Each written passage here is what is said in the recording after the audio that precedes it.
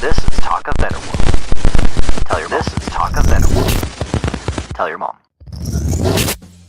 Hey, and welcome back to Talk of Better Worlds. I am SirFelixTheCat, and you may notice that, yes, I am alone right now. The Birdman will be here at some point, change the schedule, so we'll figure things out. Might affect this. We might end up changing the schedule of the show.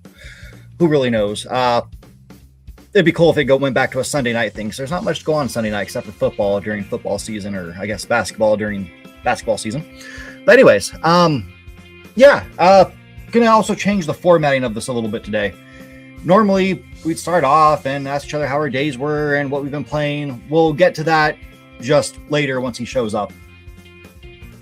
So, what I will do for now, instead of jumping right into news, I am going to stream a game because that seems like fun. So I have my Switch 2 all set up. Have a number of games here that are already ready to go. Probably just pick one at random and play.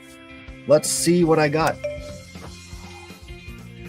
All right, so I got No Man's Sky, Pokemon, Dragon Quest, Stardew. I don't think I'm going to do any of these. What should I jump on? I want to play something that people usually don't play like this. Well, I'm sure somebody's played everything. Or not one person, but people. You know what I mean. Quit judging me. Quit judging me. Oh, well, while I'm here, showing the, the Adventures of Elliot, the Millennium Tales. The new demo did drop. It is different from the original demo they put out. This one actually carries on from the first, I think, chapter of the game. And when you buy the game, when it comes out June 16th, it's a Thursday. June. Well, maybe it's 18th, or it is 6th. I don't know. It's that week. It's the week of the 16th to the 18th. One of those. That game will be coming out, and your save will carry over, so that's kind of cool. But yeah, actually, you know what I haven't done in a while? I used to do that. I used to do a little Friday upload or Monday upload of showing what was in the shop. Let's take a look at the shop, and then after that, we'll jump on and we'll play something. So let's see what kind of deals we have going on. Take a look at how everything's selling. What we got selling top tier, which is probably Mina, which is like the biggest selling game right now. But let's get into this. So we have, for the deals, I am going to have to move my screen because I cannot see that. All right. So we have some Pokemon type game. Lumentel, Memories of Trey, Deluxe Edition. Oh yes, I did hear it is a Pokemon type game. You collect like these light-based creatures that are lumens. I mean, lumens, light, you get it. But yeah, it looks like a pretty cool game. This is one I'll definitely check out. I didn't think it was out yet. But yeah, definitely check this guy out. Let me save that for later. But yeah, that's $26.99 right now. It's going to go up to $30 in a few days. We have Bluey's Quest. I don't know why that's there. We have Dragon Quest 1 and 2. Oh, the full bundle, 1 through 3, the trilogy, for $70. That is a very good deal. Resident Evil Requiem for $56. Cuphead for $14. Stray, which I think people forgot about. This game came out and it impressed people. It was getting talked about a lot. Everybody loved the fact that you were a cat. You can interact with the cat and do cat things. I get it. I feel like the hype died down for it too fast. Given it is kind of one of those games, I'm not trying to bash it in any way. Don't take it that way. It is more of an interactive movie. You have gameplay, but it's not super gameplay focused. And not a lot of people really get into that. It's a a game for a story. So yeah, if you like that kind of thing, definitely check it out. Hawk played it. He did like it, given he's a big cat person. Anyways, we have Hollow Knight 1 and 2, $7.50 and $16. Oh, sorry, yeah, for Switch 2 and Switch 1. Another game I highly recommend, which is Dragon Quest Monsters, The Dark Prince. I went back recently and started playing this game again. It is 100% worth it. For $15, that is a steal because, I mean, it's a Nintendo game. It's probably never going to go down in price. So definitely check that guy out. What else do we have? More Bluey. That Lumen game again, which this is not the deluxe edition. I think that was what this one was. Yeah, deluxe edition was more expensive, so a couple bucks cheaper, get that. Still, if you like Pokemon games, might as well just get the big one, to be honest. Yeah, Kina, which people love. I want to play it, just haven't gotten into it. I'm kind of iffy on it. I love action RPGs. I'm just kind of iffy on if this is going to be directed towards kids or not. A lot of it looks towards kids. I've heard a lot of people talk about it, but they don't talk about like the story-wise. Like, does this feel like it's for a new person to a game? I want something a little more gritty. I'm not saying I need like Dark Souls or anything, just something more gritty. Slay the Spire, which is a mega hit always. Shovel Knight, I mean, might as well get that. Mina's out. That's a good time to put that on sale. UFO 50, which is a collection of little games. If you like retro games, yeah, pick it out. It's varied, as you can see here. Every game they've showed here is completely different from the last. Just everything is completely different. If you play this on other consoles like PC or like PlayStation, Xbox, they do have trophies for it, and there's the platinum for this one is kind of simple. Play all the games, play through them all. Each one has its own trophy. I think that's all what it maxes out at. It's just the 50 games. Once you've played them all, get your platinum. But yeah, like I said, retro game fans, definitely check it out. What else do we got? More Dragon Quest, which, yeah, Dragon Quest is going crazy right now because we all want the new one since the new one was announced and there was that big backlash. We're going to talk about that one a little bit later because I have my own thoughts and I'll share that. In that same conversation, though, I guess I'm just going to call it a deluxe upgrade for Dragon Quest 11 is coming out to Switch 2, have extra content and be... I mean, the game wasn't bad on Switch 1 by any means. I had no issues with it, no qualms. I played it again on the Switch 2. It's fine. But if you just need that extra graphical output, by all means, there you go. You're going to get the new one. But original one is on sale for $20. And when the new one comes out, unfortunately, it's not going to be a digital upgrade. It's most likely going to be buy the full new game for $40. Tunic, which is that crazy old school Zelda-like game, but it's an action adventure, but it's also a puzzle game at the same time, so you're trying to break down everything. A very interesting concept. Unpacking, a cute little game. Ball X Pit, which is another one that I feel the hype died down for too quick. Given it's not like it's not gonna like break the records for like best game ever made, but it was a pretty hyped up game that kind of died too fast. The hype for it. It's a roguelike that's got a cool, interesting mechanic to it where you're doing like the block breaker or brick breaker, whatever that old game on PC was. Yeah, definitely check that one out. That's I mean, it's not an expensive game to begin with, but $10, that's, if you got a tenner, do it. What else do we got? Outer Wilds, it goes on sale all the time. This is pretty good, $19. I think when I bought it, it was $20, but this is a bundle. What's in the bundle? Oh, it's just with the DLC. So, I mean, yeah, that's worth it with the DLC. 100%. 100%. Game is kind of difficult. Some people will have a hard time with that. Some of those people being myself. But it's a chill game at the same time. It's got some horror elements to it. But that's like later on in the game, and that can come as a surprise because the rest of the game isn't like that. It's just play it, you'll see. What else do we have? Devil May Cry, which we're probably gonna get some announcements for more Devil May Cry on Nintendo soon. I'm hoping for like a bundle of games. Remnant from the Ashes. I wish we had Remnant 2 on here. It's a great third-person shooter, Souls-like.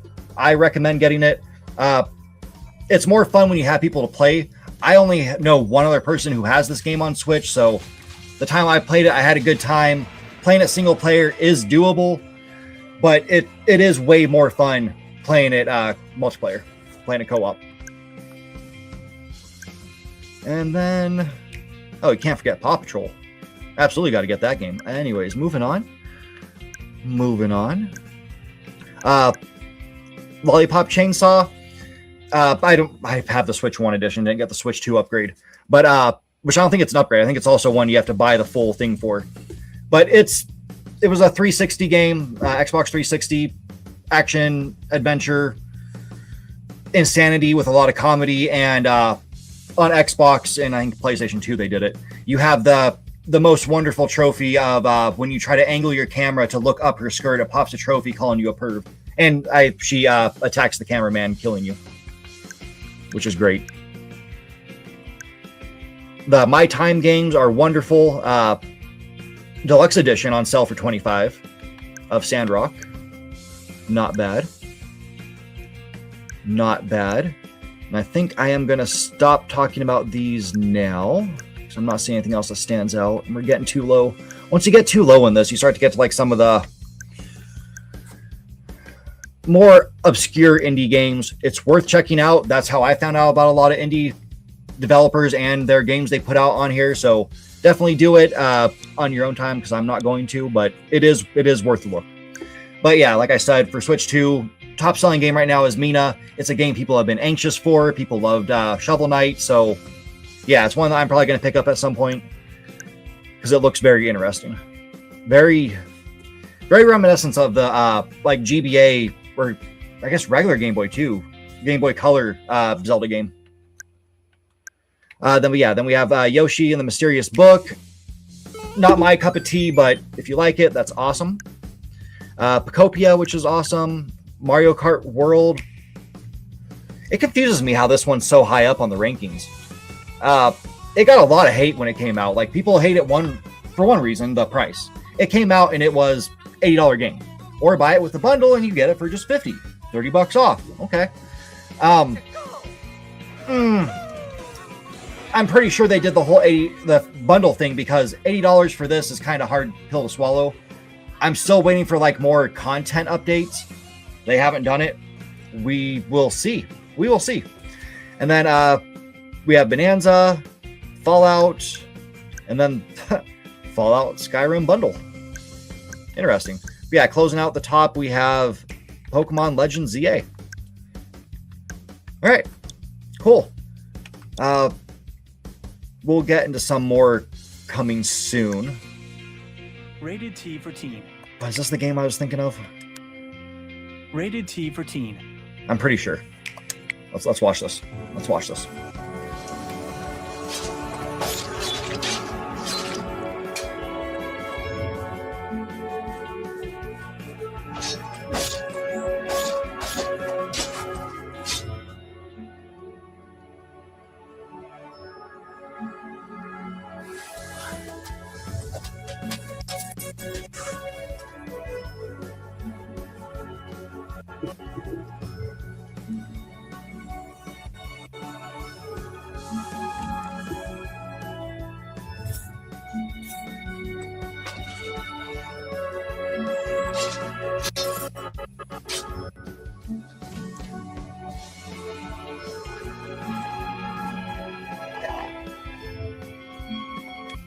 All right, so I don't know if this is your cup of tea. It is absolutely mine. It's a very, what do you call it? Like a demake version of like Skyrim or something like that, a fantasy RPG. It looks great to me. Like, I am quite fine with this style of graphics. I love the art style. There was an old game on Switch 1 that I picked up at a whim, which is a complete nonsense game, little indie project someone made, but it was beautiful. It was beautiful, and it has like another like way more pixelated than this. But yeah, this low poly style is wonderful. This is one I do suggest checking out. I am going to yeah, I'll probably pick that up later. Pick it up after the show, because I will not put my card on the screen. What is this? Isekai Villain? Oh, it's a Kemco game. Yeah. Kemco, known for their RPGs, mainly phone games. They're not bad. They're not made by one studio. It's a bunch of indie projects put together under Kemco. They publish it. I don't knock them. I've had a good time with a number of them, and there's a few of them that I just don't care for. But they all have like that old school like Final Fantasy on SNES vibe. So, I mean, yeah. If you like that kind of style, check out Kemco. Like, check out their games. They have a huge catalog. I don't think I can get to their page from here. See if it lets me. We can just check them out. Yeah, there we go. Check out all of Kemco, because they have a few on sale. Yeah, we'll check out another one so you can see what I mean by they're all that kind of style.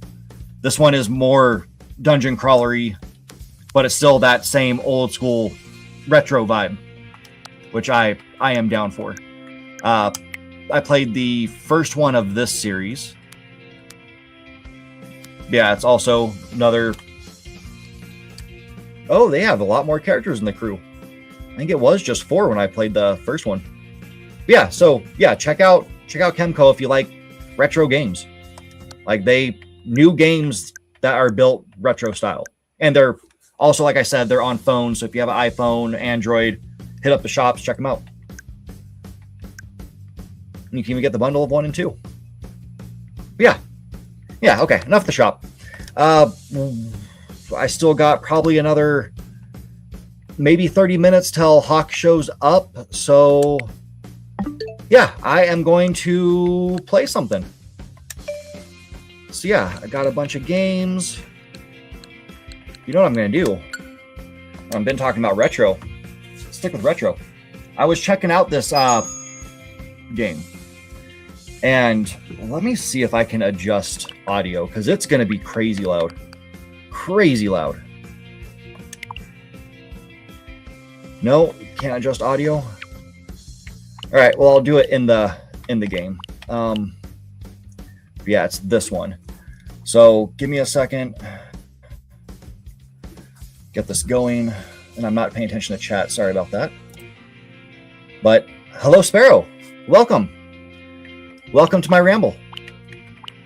Yeah, this game. Randomly saw it on here. Oh, I hope it's not going to be too loud. Archie. Pause my music. Mouse off the screen. Be nice. Sound.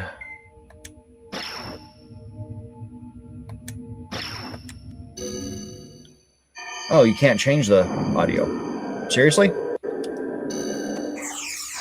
Seriously? You just change that? Okay. So, you're going to watch a game that I'm just going to basically just get melted at. The gameplay itself is fun. You're going to see. It for a retro game on Nintendo, it's pretty fun. The bosses, sometimes you have to think. But it's a think Star Fox, but you're on the ground. Yeah, move around, shoot things, shoot the trees to get like items from them. Shoot all the enemies. Get bonus. Rank up a massive chain. And yeah, this is the game. Levels do change. It's not just the same scene of you running through a forest or the woods, a field, wherever you want to call this. Get bonus. But it's very, very arcadey, and I appreciate that.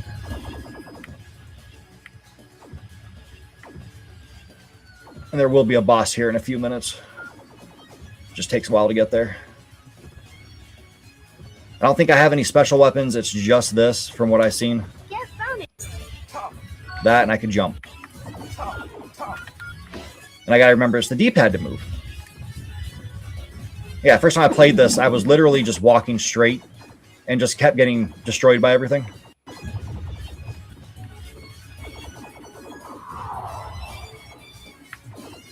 Yeah, if you like on-rail shooters, like, this is a fun little game, and it's, I mean, part of your subscription, so might as well take care of it. Jump in. Jump on in.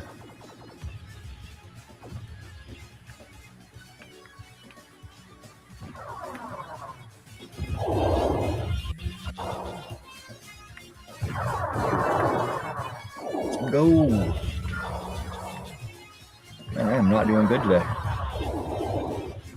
It was locking on for me yesterday. I don't know why it's not locking on today. Yeah, it was nice yesterday because it was, after I targeted the head, it just stayed on it and just moved across the body as I destroyed the parts of it. Oh, that's gonna hurt. Okay.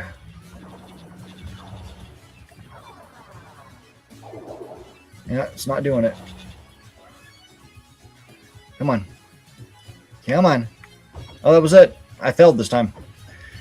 And just like Star Fox, I'm pretty sure those things you complete change the route you take, but they don't show a route.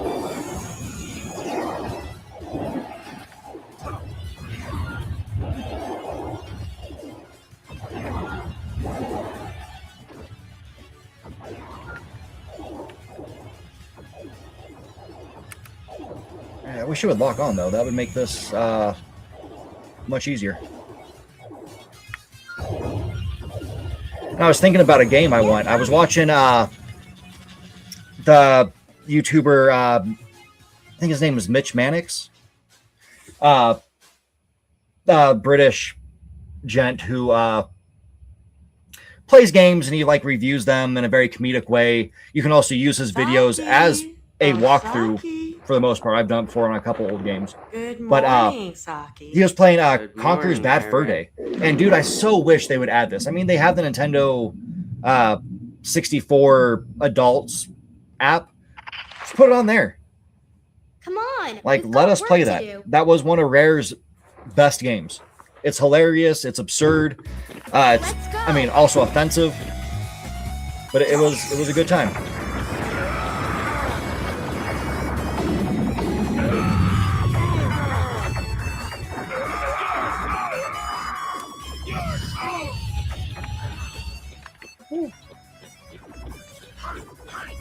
Fall, fall, fall.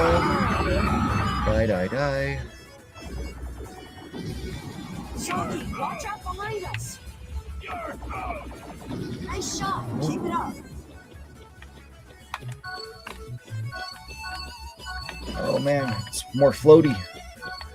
Take care of it, Saki. Take care of it, Saki.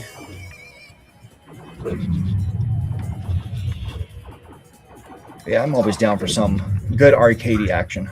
I am enjoying this. Yeah, this is a game I kind of actually wish I would have had back on the 64. Because I could see myself as a kid playing this over and over. I mean, I had like GoldenEye, stuff like that. But really the only other shooter I had on the system was, well, Star Fox, was Armorines. Which is a game, if they don't ever bring it to the Nintendo Switch Online, I'm quite fine with that. It was not a good game by any means. Oh, I should have jumped. My bad. Ruffians here already? Yeah, if you've never seen Armorines, you might go into it thinking like, oh, this is going to be cool. It's going to be like Starship Troopers. And that's an insult to Starship Troopers to think that. Because it's terrible. It is not my idea of a fun game. Get bonus. Get bonus.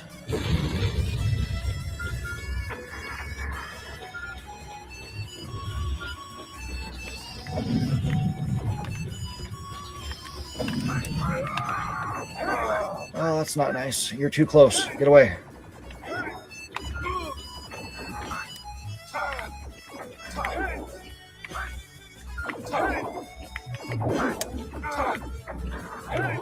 Oh, no, didn't jump in time.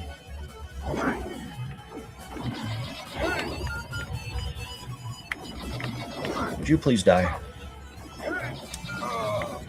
I'm not even gonna try jumping anymore. Just stand in one spot. Just die. Bonus. All right. Where'd they come from?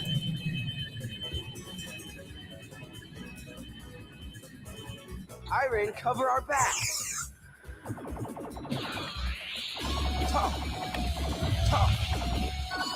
Oh. Okay. Wasn't expecting the sweep.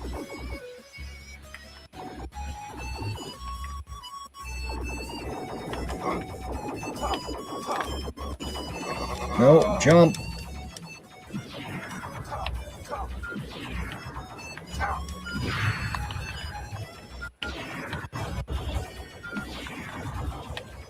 Oh, try to sidestep it. I am not doing well.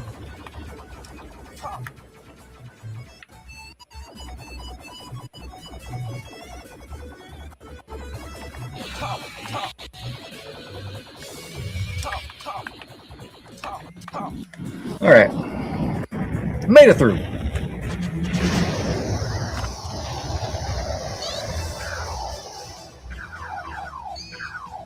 Boom. Come on, quick, into Shinjuku Station. Hurry! The ruffian swarm has started attacking. There. Yeah, watching Conker's Bad Fur Day again You think they're onto us? and hearing this, Probably more worried the about us. voice acting clearly wasn't the best back then. The quality of it wasn't. I'll check it out. Not to knock any of their performers, except for on the games where, you know, they fully deserve all the hate they get. But no, like on this, it's not terrible by those standards. I'm trying to use the freaking stick to move again.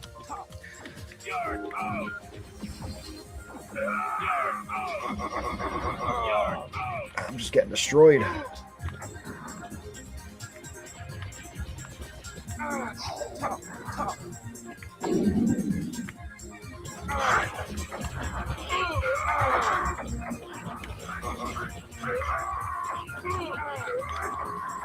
Oh, I am doing terribly. Yeah, I'm not gonna make it through this level. I have sealed the deal.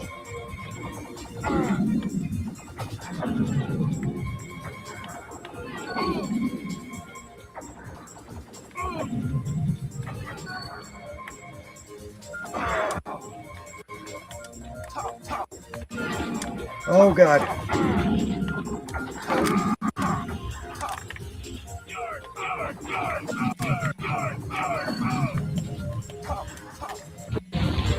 Alright, use the stick again.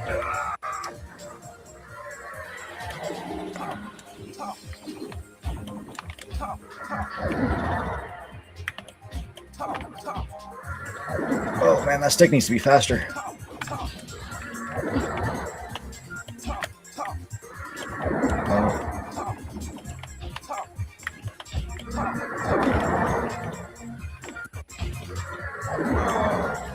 Oh, okay. Now you're changing up how you swing.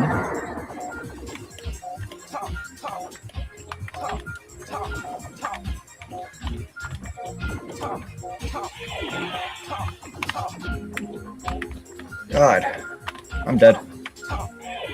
Here we go. Yep. That was that. So yeah, after time runs out on this, you instantly start losing health. You have to basically not suck at life like I do, which is for me, you know, impossible because, like I said, I suck at life. But yeah, that was whatever this game is called. Let's see if it saved my score from yesterday, though. Let me put in my initials.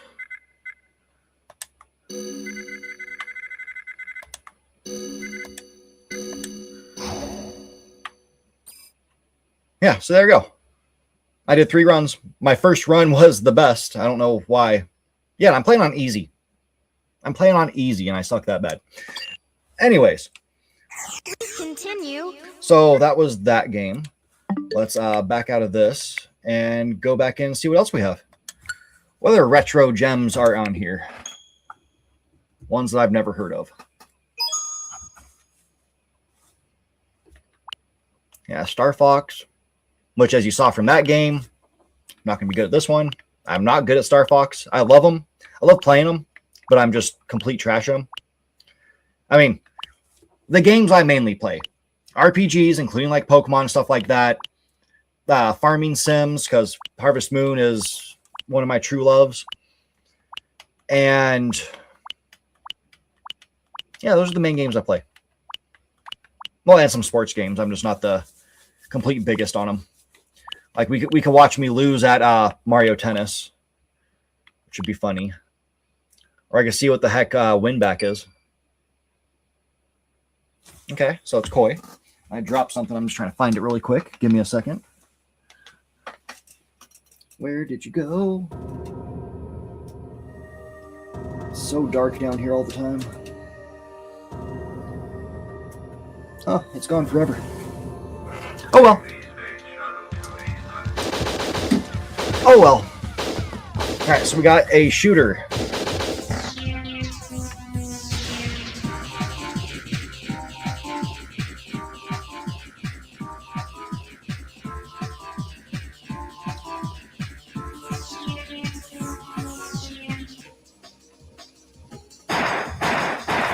Wow, you got shot with green. Don't mess with this guy and his green bullets. I don't know why my audio cut out there for a second.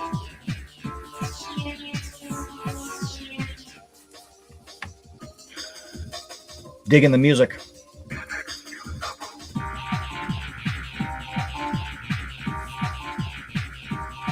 What is this game? What even is this game?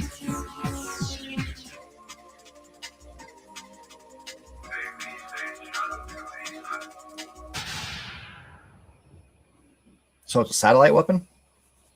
Winback, covert operation. Oh yeah, I had another shooter on 64. I had what's it called? The one that Xbox was trying to do and they shut down the game after it was like announced like long ago and people loved it and people were excited. Perfect Dark. There's a versus mode.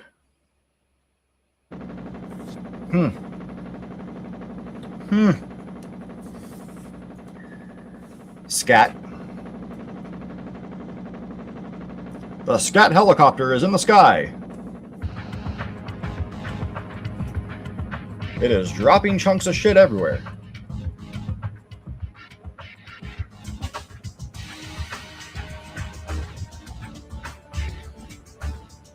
Oh, there's no voice acting. Yeah, a gold game. Okay. Cool.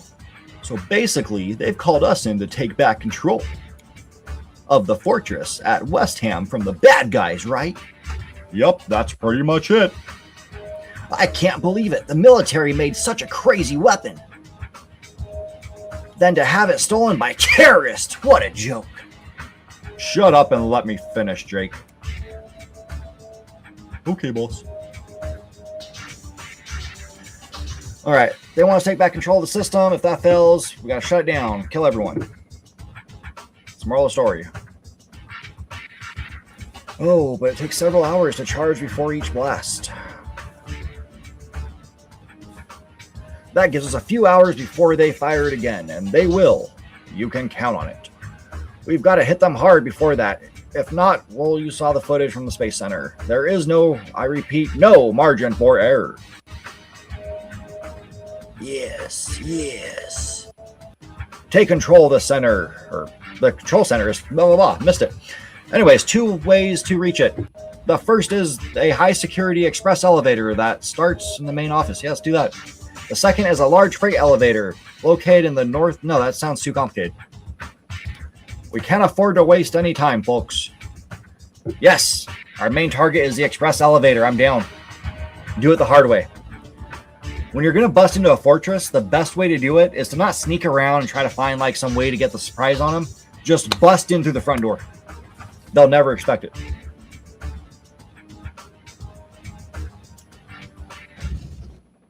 Oh, we got attacked. We're losing power fast.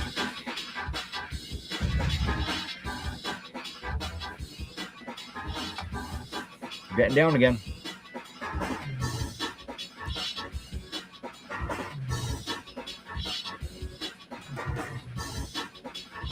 Yeah, we're off to a nice start.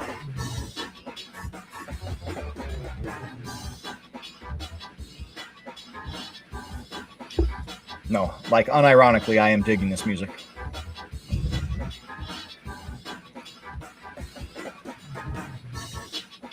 Oh, we have Jean-Luc Picard with hair.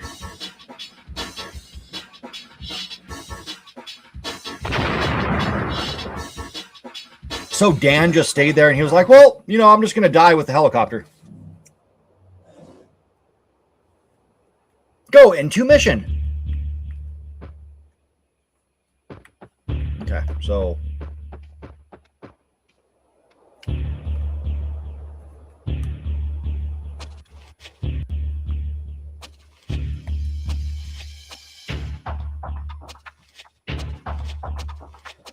Okay, so what do I do here, buddy?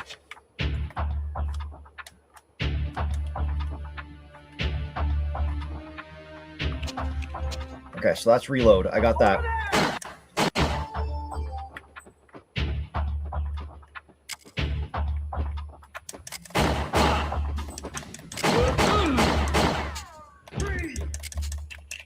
Shoot!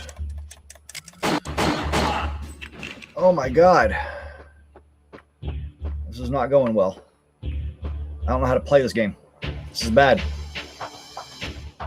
There's a thing there.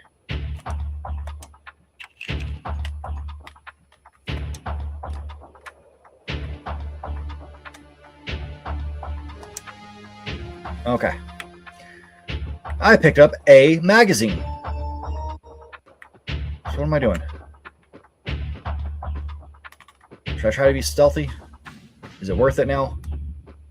Because if they don't know I'm here at this point, then they're terrible at their job.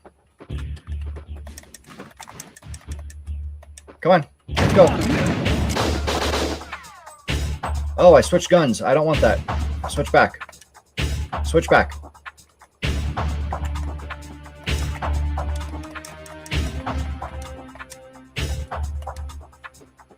Okay, can't switch back. Lovely.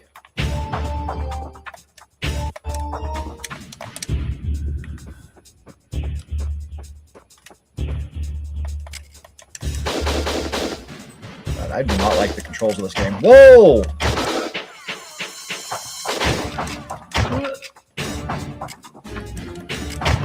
No, you don't lock on very well.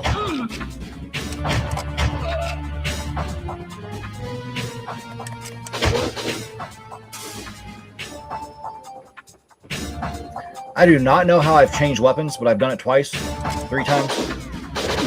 Good, I died. Good. Oh, man, they called it. Operation Winback was aborted. It was aborted. Hard. Very hard. What else do we got that'd be fun to kill time with? I tried playing Gemini Fortress, but controls are just... They're better than the game I just played. I can say that much. They're not great, but they're better than that.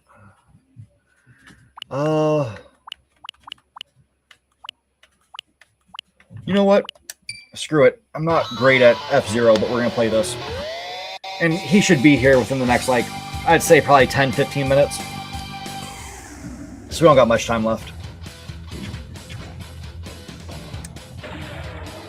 Yeah, we're going to do Novice. Absolutely.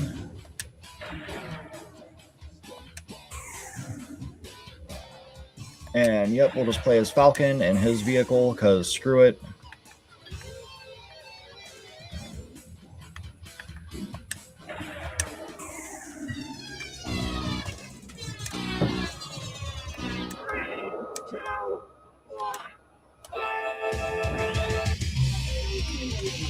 Okay, I was holding the trigger and not A to go at first, so start off very well. Woo! Okay, too fast, too fast, too fast. Calm down.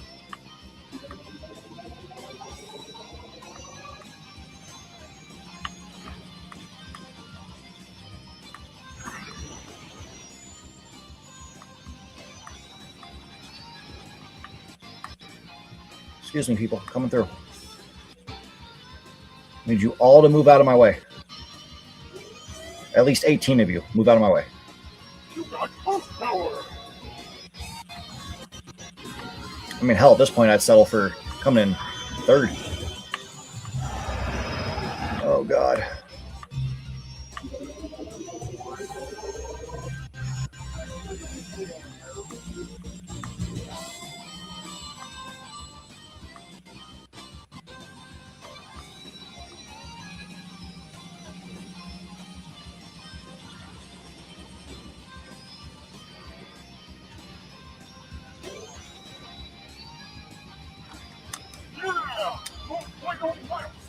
I don't think any other buttons do anything.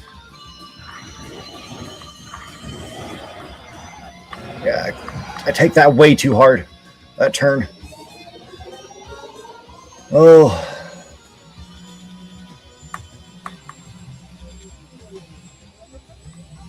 Yeah, the boost would be nice to hit, but I gotta take that inside in order to pass them.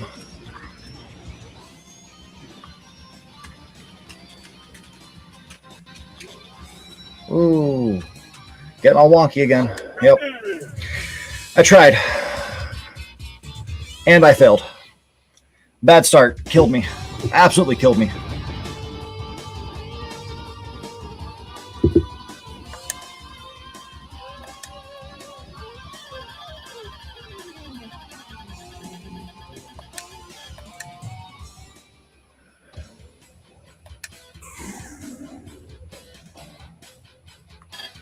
God dang it. Oh, maybe I should just use the D-pad instead of the stick. That might make things better.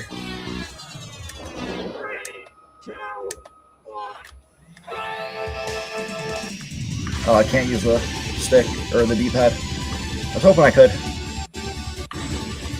You're bumping into me, homie.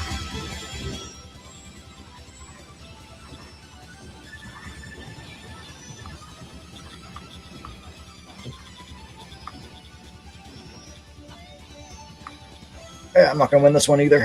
I got to at least be in like the teens right now.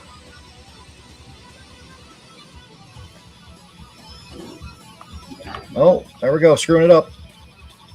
That's how I deal. I'm going to lose in great fashion again.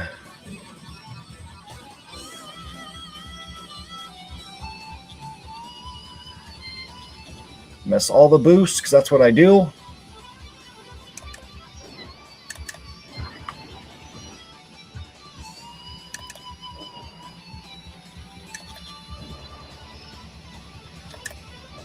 I always thought it was a boost, but it's not.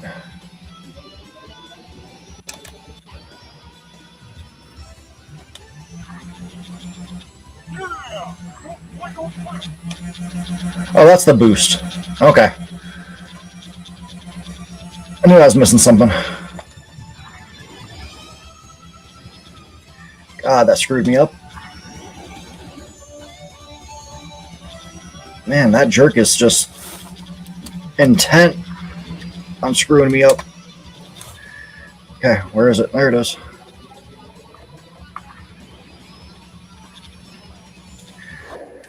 Yep. Thank you. Thank you. I came in first twice. That's what it says. First place twice. That's how good I was. Do you know anybody else who come in first place twice? Don't think so.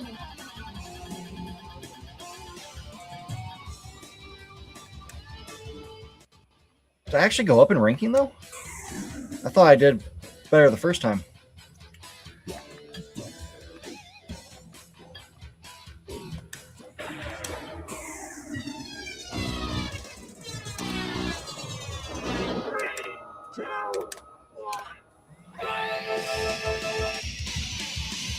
Whoa.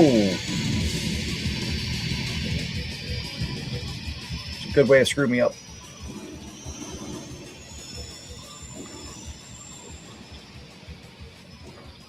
It is wild that the 64 could process that kind of nonsense.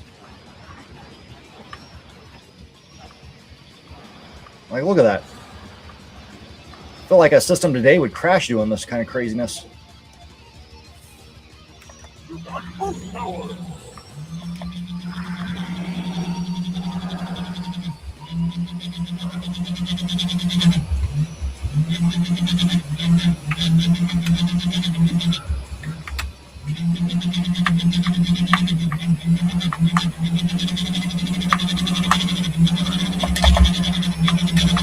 God. Oh. Oh.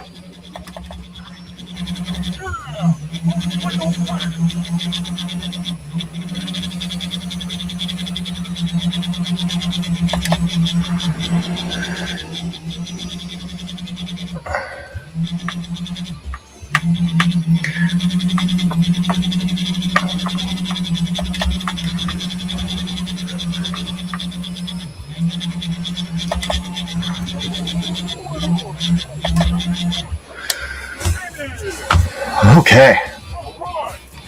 So I gotta hold the controller really awkwardly. I gotta have my index finger on A and then my thumb on B in order to make this work so I can do the boost right.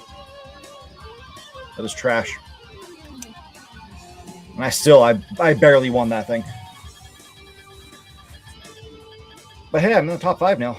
I don't think I could make it to the top 3 or first place is just completely out of question at this point.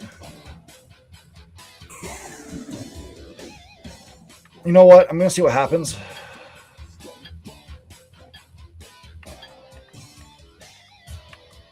Like, how badly is this going to screw me over? Oh no, I messed it up. Because I know going a little bit into acceleration is good. I don't know about just maxing out acceleration.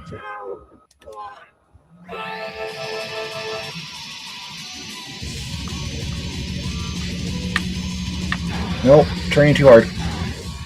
And that guaranteed I just lost this race. That is also guaranteeing I'm losing this race.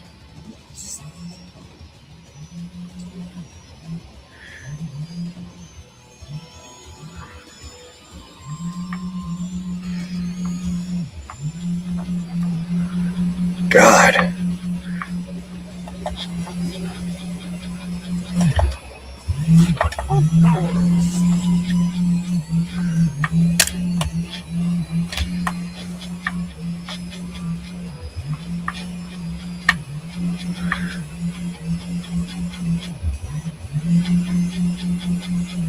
I know it says I'm going super fast, but I don't feel like I'm going all that fast, except for on turns.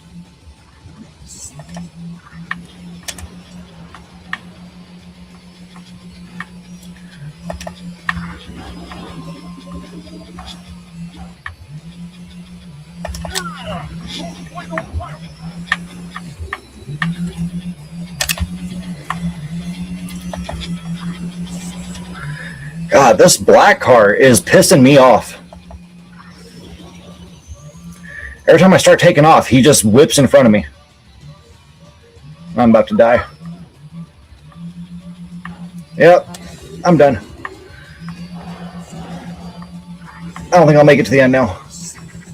Yep. I was that close to getting a little bit of health. Okay. Well, that was that. That was that. I'll play that again sometime on my own. Anyways, so that was me playing a few games. What I'm doing here. Let's go ahead and remove this guy. Turn that off. Yeah, that was fun. Hope people enjoyed watching that, watching me lose and suck at games.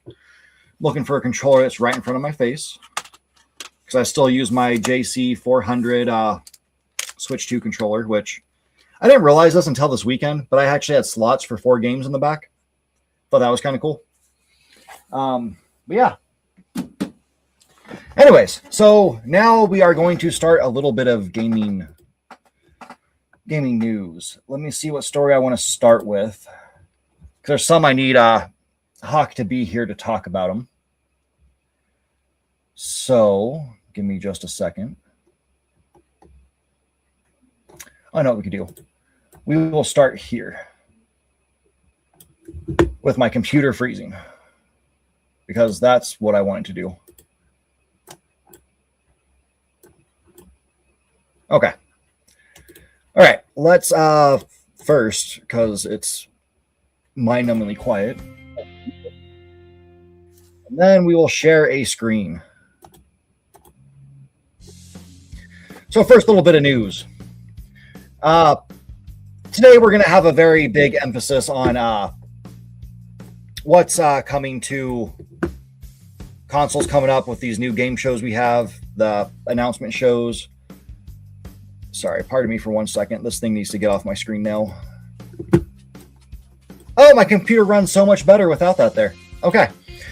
So, as I moved things to the wrong screens.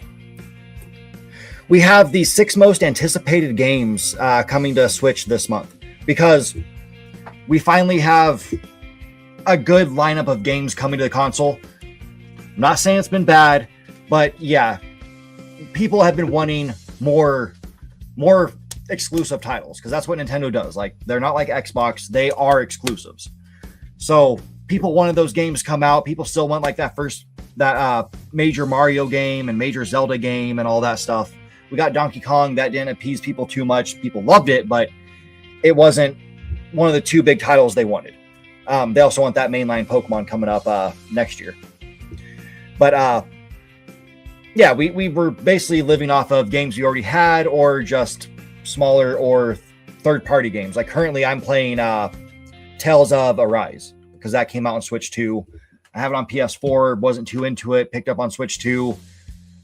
After playing with their very disgusting controller layout, I finally switched it over and I've been playing the hell out of it. Very much love that game. I now understand why people raved about it so much. It was well worth it.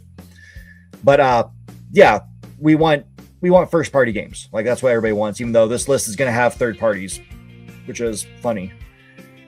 Which we're going to talk more about first and third parties coming up. That is one of our big topics. I wish that would go away, but it's going to give me an error if I do that. So first one up, Final Fantasy VII Rebirth.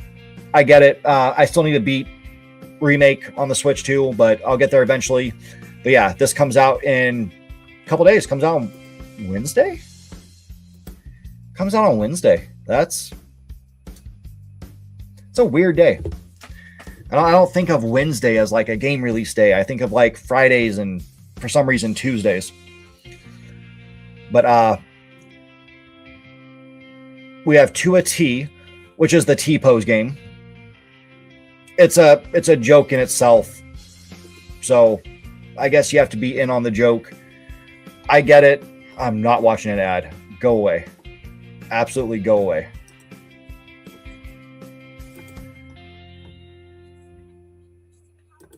There we go. Now she stopped talking. Genshin Attack, which is like the Tony Hawk-esque game where you're a train, I believe. It's a train car, right? Yeah, a high-speed train car that does like kickflips in the air. Looks wild. It's going to be a sensory overload. I was going to say sensory overload, and that was not the right word. Yeah, that comes out on the 17th. I am absolutely getting this game. I've been watching it since it was first announced, and I don't know. I'm just all about this. It looks like complete and utter mayhem. And then, like I said earlier, Tales of the Adventure of Elliot, the Millennium Tales. I can't talk today. But yeah, this comes out on the 18th. Okay, so yeah, it's not the 16th, it's the 18th. And yeah, I am picking that up on next Friday. Like, absolutely. Absolutely. Or I'll pre-order it, and I won't play it till Friday.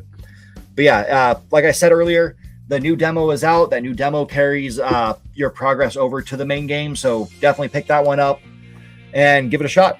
See if you like it. I cannot recommend this game enough. It feels so good to play. It looks beautiful. And the story was, like, the world's interesting enough as it is. But yeah, it's a Zelda hack and slash RPG, action adventure. Action RPG, whatever you want to call it. Wander Stop, which I haven't heard of. Sadly, developer Ivy Road was forced to close earlier this year before it had the chance to see its 2025 game Wonder Stop arrive on Switch and Switch 2. It's a thoughtful, cozy game about recovering from burnout, featuring a failing, exhausted fighter working at a tea shop. The circumstances surrounding the game only make it more poignant. That whole thing was sad. Just starting off with talking about Ivy Road and how they were closed. That's sad, like super sad. Anyways, we also have Star Fox. Star Fox is coming out on the 26th. It is a complete remake of Star Fox 64, which is the most well-known Star Fox game. It's, I guess, the fan favorite because it's been remade before. It had like a, I don't know if they called it a remaster or a remake at the time, but it's on DS. So yeah, if you want to play this game, you can play Star Fox 64 on your NSO through the 64 emulator, or wait till the 26th and pick this one up. And like I said earlier when I was playing that other game, the things you do and how well you do in a mission affect the route you're going to take. So Star Fox starts off and you're at this one little dot. But then off of that, depending on what you do, there's 4 other paths to take. So say then you go off this one, or yeah, this one, the bottom one, because that's the one I do because I suck at it. Suck at all games. It'll change. It's a different mission than the other 4. And then again, if you do terribly on this one, you stay on that path. If you do better, you go to this one or this one or this one. It's very well done how they made that to cater to your level of skill. It's beautiful. It's absolutely beautiful. But yeah, so it's a very much replayable game. You can beat the whole thing in about just a couple hours. So yeah, play through it once, learn what you did wrong, get better as you go, and you'll learn a new path, go down that one, see more stories, see what happens. It's cool. It's one of the reasons people love Star Fox. Not just because of the gameplay or because, you know, everybody loves Falco because he's an edgelord, which I don't think people have realized that's why they love him. He's an edgelord and he's got to be stoic. And, you know, it's all about me because I'm the best. And, you know, Fox, you suck because I'm a bird. It sounds kind of like Hawk. Always bragging about how he's so awesome because he's a bird. Yeah, it's nonsense. And I was hoping he would have jumped on by the time I finished that story, but he didn't. So we're going to look at other stories. What do we have going on in the gaming world? Oh, I hate articles like this. Let's go ahead and open this one up. As you've seen, I just showed you me playing some games. Was I the best at it? Am I going to win awards for being like, oh, he's the best gamer, he could pick up a game and just murder it? No. No, absolutely not. Is Mina the Hollower too hard? The debate is on as players discuss the challenge of Yacht Club Smash Hit. Get good. Yeah, it's kind of what you got to do. You got to go into a game understanding I'm not just going to be the greatest ever. If you just want to be the greatest ever, play Dragon Quest, like Dragon Quest 11, and make it the easiest difficulty. And make it to where you heal after every battle and all this other shit. And then go ahead and claim to be the best. If you can't accept the fact that you're going to die in a game, you need to find some easy games. Some just mindless, easy games. I don't mind going into a game knowing I'm going to get murdered. I'm going to get destroyed. I've played Star Fox millions of times. I've only seen a path other than the worst one once. Do I keep playing the game? Yeah, I'll go back to it all the time. I see the parts that I screw up on. I know what I'm sucking at. It's me just forgetting the buttons, honestly. I accept it. I don't sit there and complain and argue with people like, oh, the game's too hard because I died. I don't. It happens. It happens. Just dust yourself off and give it a shot. Give it another go. Be like Captain America. Understand, you're going to get knocked down, but you can always get back up. That's being a man. That's being a person. Knowing you can get back up. Better yourself. Goodness. Oh. I mean, as I've said before, I'm not a big fan of Dark Souls. But I don't complain about Dark Souls games being too hard. It's just, I know what they are. The reason I don't play them is because I'm just not interested in the combat style. And yeah, it is a hard game. the combat style leads to it being a hard game. It's slow paced. I don't have the attention span for that kind of slow pace, which is kind of funny because I play turn-based RPGs and I'll grind for hours, which is very slow, but I feel like I'm doing something. I play turn-based games and I feel like I'm doing something more in a turn-based game where I literally sit there for moments and watch the enemy do all their attacks than I do when I'm playing Dark Souls. It's just a personal thing.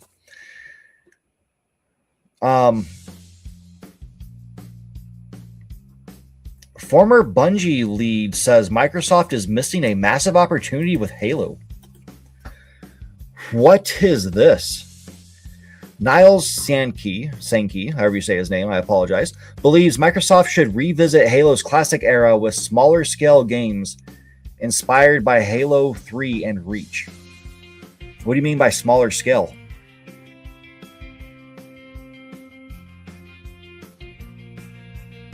So, in a recent interview with popular Halo content creator Mint Blitz, former Bungie level and mission designer Niles, who worked at Bungie from 2006 to 2015 and also served as lead mission designer for Halo Reach, which is Hawk's favorite Halo game, had some rather strong words about the current state of the Halo franchise. Yeah, their last game was trash. It's definitively trash. The way they built it, the whole concept of it was a bad idea. They should not have gone through it. And that's where one of those conversations we got this whole toxic positivity from. Because there were people behind them when they pitched this idea of like, yeah, that's great. That sounds awesome. People are going to love that. You're the best. No, it didn't sound good. I'm not a big Halo fan, but just listening to how the pitch was for that game, it did not sound good. It sounded like a terrible idea, but they went through with it. Get off my screen. It goes into some genuinely fascinating details, talking about the interview, about the original plans for Halo Reach, alongside behind-the-scenes insight into Halo 3's missions that fans like myself probably love hearing about. So let's jump right in. Blah, blah, blah. Jumping straight into the nitty-gritty here, Sankey was asked what he would do if given free reign to do as he pleased with Halo. In response, he said, I think personally that Microsoft is missing a huge opportunity with Halo right now. Microsoft has this great opportunity where they own the Halo franchise, and they have this great opportunity to quit saying the same thing over and over. You're not getting anywhere. To spin up a separate team to just build Halo titles that look like they were built from that era, from the Halo 3 era of gaming. So not focus on like making it look the newest and best, but keep that same look and vibe and strong. He goes on to lament just how expensive modern game development has become, arguing that as studios expand, they often lose the culture that made them successful in the first place. He also reflected on Halo Campaign Evolved and some of the challenges that come with modernizing older Halo experiences, stating, you end up stepping all over the games that the fans like, and then you have these pop-ups on your screen that annoy the shit out of you. Then you have these unsolvable problems of should we have sprint or should we not have sprint? Or we need to make it look awesome, but it's going to piss off part of the fan base because the Forerunner structure is too clear. Okay. I mean, yeah, if you make changes to how things work in the game, die-hard fans who want to stick to just the original are going to complain. You took something I loved and destroyed it because you threw in sprint. There was no sprint before. That's a minor thing, dude. Like, that's quality of life, to be honest. That's all they added. Instead of making it slow, which you can still be slow, if you don't want to sprint, don't sprint. That's something Hawks told me before. If you don't want to do that, don't do it. And it's true. You don't have to do it because it's there. Unless they require you to, for some reason in the remake of Halo 1, to do a foot race, which, sorry, I don't think they're going to do that. To that end, I'm not going to say his last name because I'm not sure I'm saying it right. Niles believes the solution is fairly straightforward. The obvious answer here is no. Roll back to the 2007 era graphics and do it as a separate team. Yes. Yes. And I feel like they might have cut out the part that was important there that he started to talk about and then pulled away from. Modern gaming is way too expensive. And it's because of the level of graphics we're going for. We can get games out there faster and cheaper if we didn't focus on making everything look super realistic. That was the main issue I had with the new DLR or DDLR5, whatever it is. Whatever pissed everybody off when they showed Resident Evil and other games. We don't need that because we just don't. It's not needed. Games are games. They're not real life. If you want real life, go fly off to another planet and start shooting aliens. Make it your real life. Keep the game as a game. Make it look like a game. It's going to save money. It's going to save time. It's going to save you as a player money. A game wouldn't cost $80. I mean, given that we're only talking about Mario Kart when it comes to $8, but a game wouldn't cost $70 if it didn't have the top tier graphics. It could go for cheaper. That's worth looking at. We're in a place where game consoles, new consoles, cost tons of money. Just absurd amounts of money.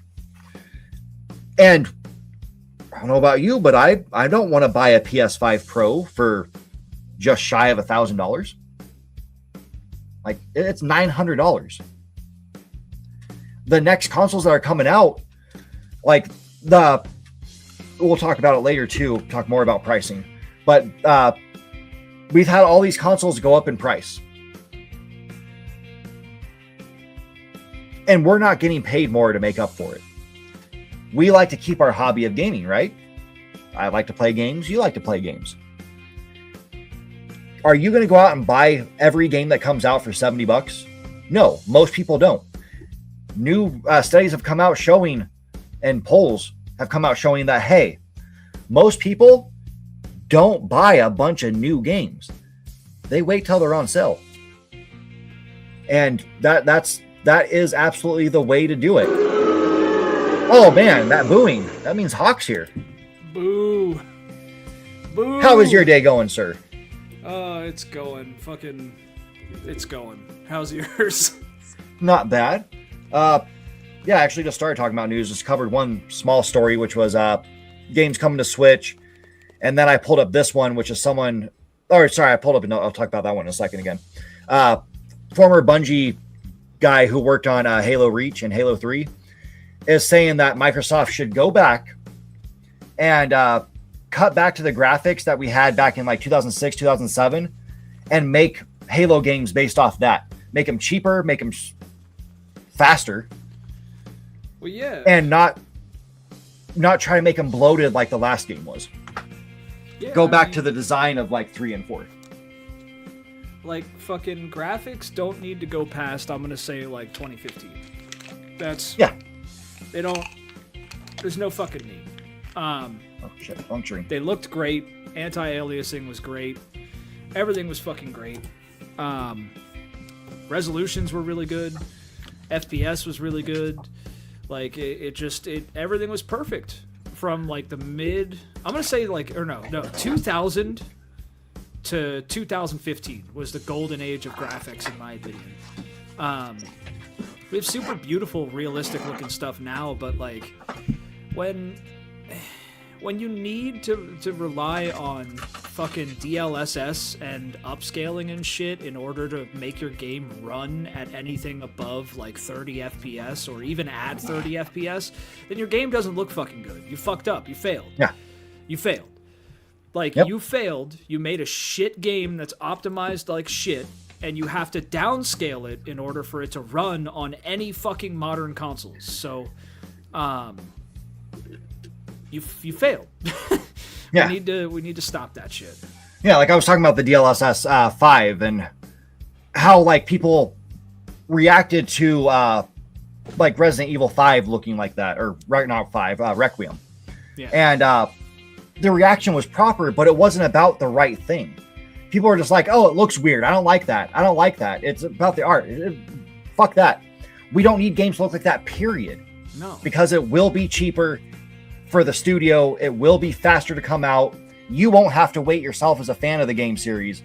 And it probably won't cost you $70, $80 unless they're douchebags and just want to charge you more, way more than they should. Like, look at Mino the Hollower. It isn't the best looking game on earth. God, I fucking hate when the computer does this. Fucking hate when it does this. When I'm on Google News and it pulls up the wrong thing. Screen doesn't want to work. But Mina the Hollower, oh, fucking Christ. It looks like an old school GBA Zelda game. I'm going to break this computer in a minute. I'm going to break it. But yeah, we need old school games to survive. When I first went live, I was showing games on the Switch 2 like shop, the eShop. Yeah. And I showed games by Kemco, which have you heard of Kemco yourself?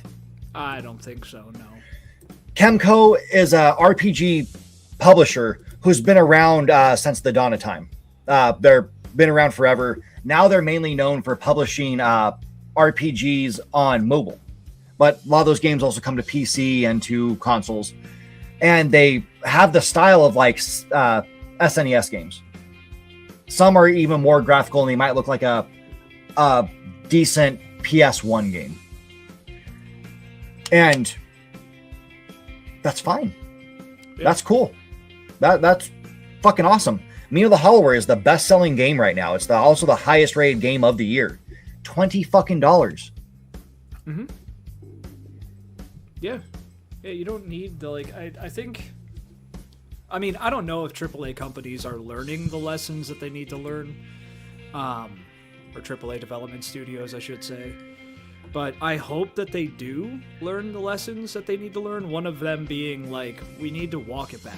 We need to step back, you know, graphically. We need to step back.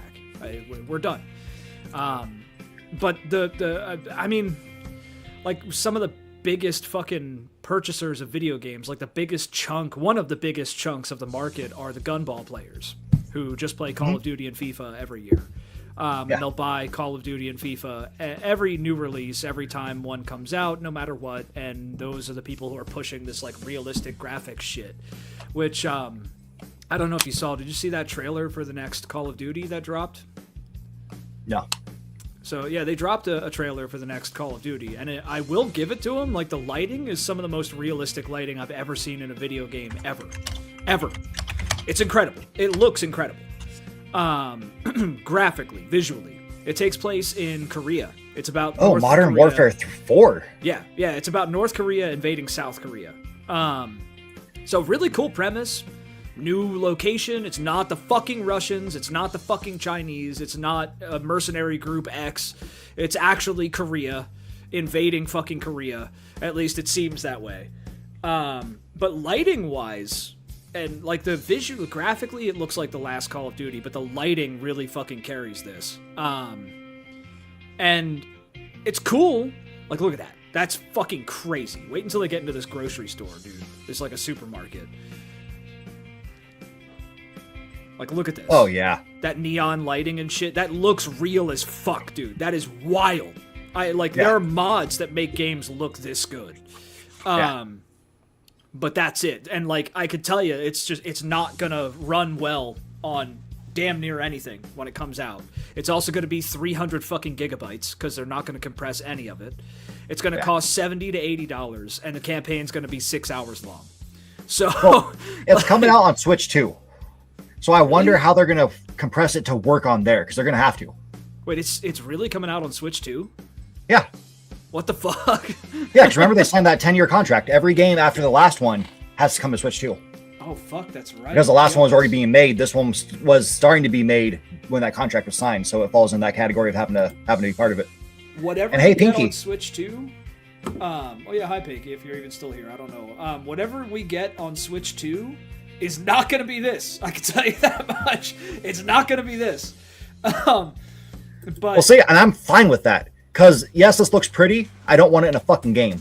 If it needs to look like this, make it a fucking movie. Make it a show. this is cool, and I think there should be games that look like this, but it shouldn't be the standard for AAA. It shouldn't be the standard. Like, and if you're gonna make your game look like this, make fucking sure it runs on the average common denominator fucking setup for PCs. Make sure it runs well on what most people have, whether it's PCs, consoles, both, whatever.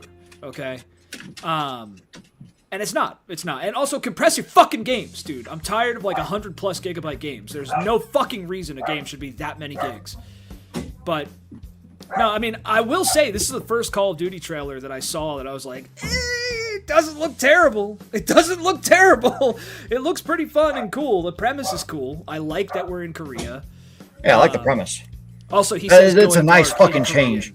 Yeah, because I mean, well, we had Korean in one other game, but we've had Vietnam. I'm gonna have to go upstairs. Hold on a second. I'll be back. Yeah, I think the game that I could think of off the top of my head with Korea was what's it called? Homefront. Homefront: The Revolution and Homefront 1 both took place in Korea, and they were fucking cool. Or no, not in Korea, sorry. They took place, hence the name. They took place on the home front. They took place in the United States. But you fought the Koreans. And that was pretty fucking cool. The really shitty remake of Red Dawn had Koreans invade the United States too, but it was a terrible remake. And the Soviet Union fell, so there's no fucking... You can't have the Soviets do that again. I mean, I guess you could set it in the 80s and have the Soviet Union invade and make it... But remakes suck in general.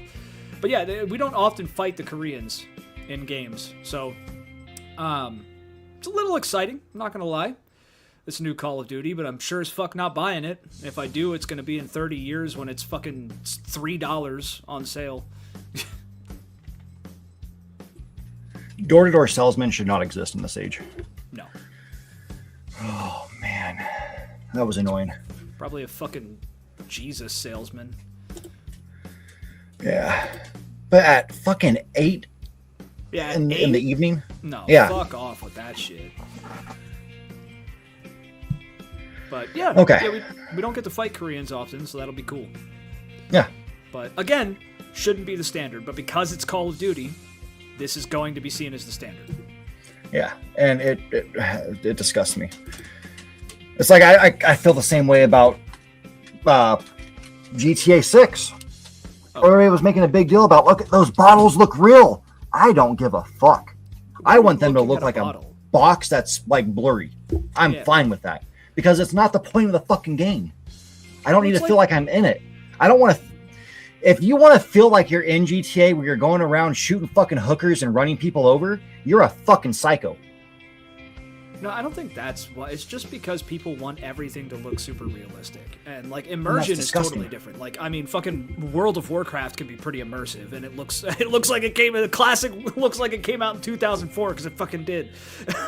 Like, immersion is one thing, but, like, if you need the realistic look to be immersed in a game, then you're not, like, your priorities are fucked. But...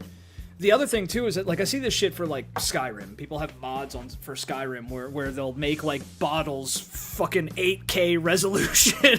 And they'll have, like, fucking, like, walls. Like, a wall in a fucking area you'll look at twice through your entire 300-hour playthrough. Fucking 8K resolution textures and shit. It's like, why? Why? What's the fucking point of any of that? Like... Yeah. You're just taking up fucking memory. That's all you're doing. Yeah.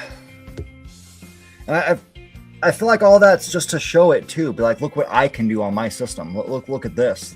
Yeah. And then they want to say like, this is how games should be. And it's like, no, they shouldn't.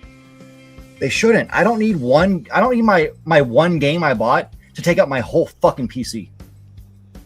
Yeah, dude, I'm like tired right now I have, fucking 12, 13, 14, 15 games installed on my computer. I'm happy with that because they're all small. I mean, the biggest one I have is Fallout New Vegas. Which is tiny. It's like fucking 8 gigs or whatever the fuck. Yeah, I keep them all small games because that's what I prefer.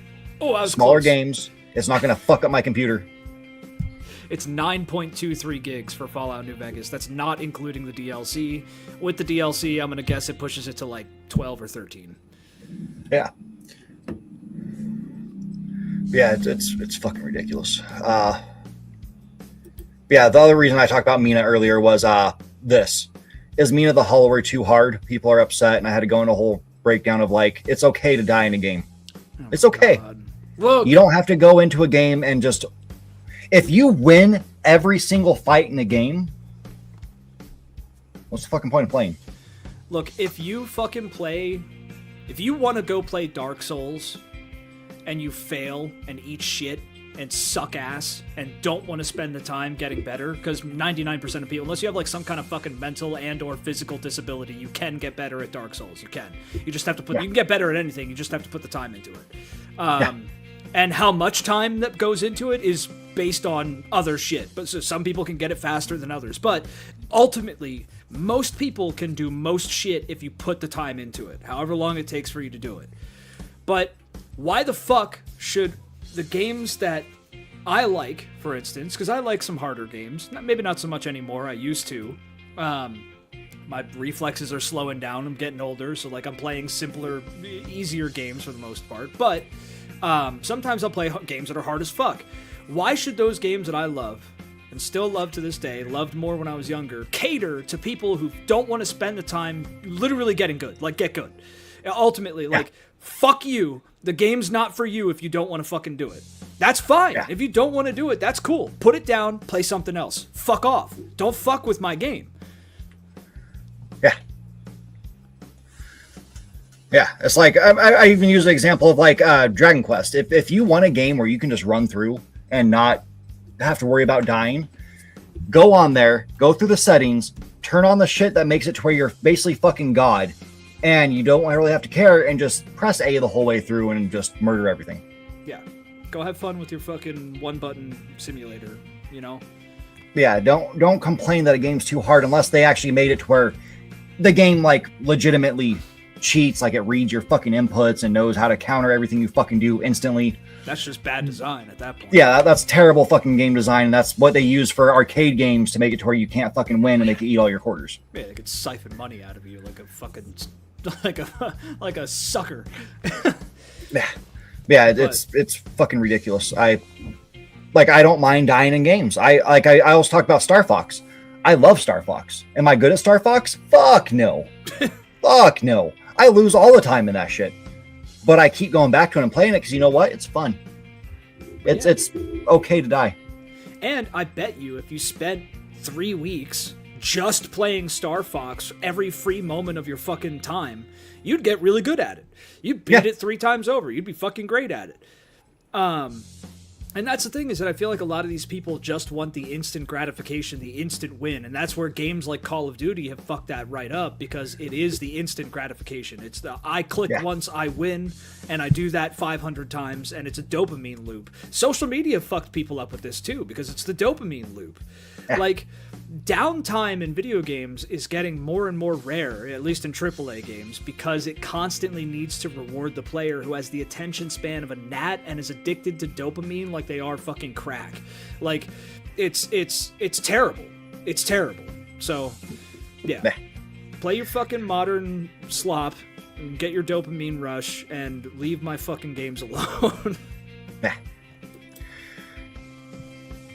Next, let's talk about Highlander. Not because of it being a remake of a movie, who cares? There's been a lot of articles coming out about Henry Cavill, however the fuck you say his last name. I don't even know. And they're annoying because they're clickbait articles, and the whole design is to be like, oh, let's gossip about this motherfucker. Yeah. And the titles of these articles are Henry Cavill's next movie goes direct to streaming. Or it's just now announced it's going direct to streaming. This fucking movie was, from day one, planned to go direct to streaming.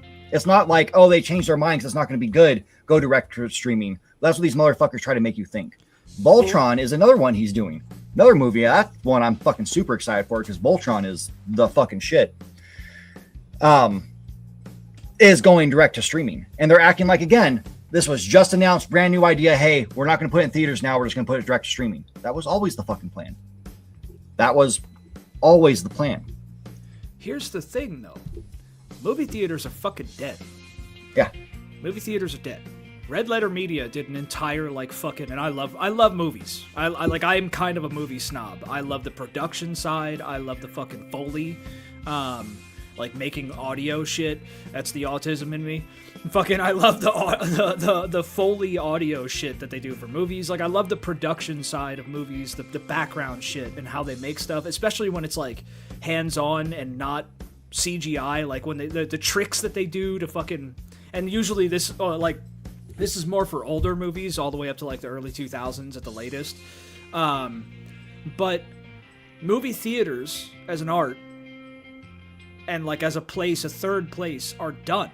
Because why the fuck would you go and spend $120 with like a family of two to see a fucking movie at this point and have popcorn that you could literally just make at home? You could buy it's coconut oil or coconut butter oil shit. That's all it is. It's not actual butter. It's like coconut shit that they use.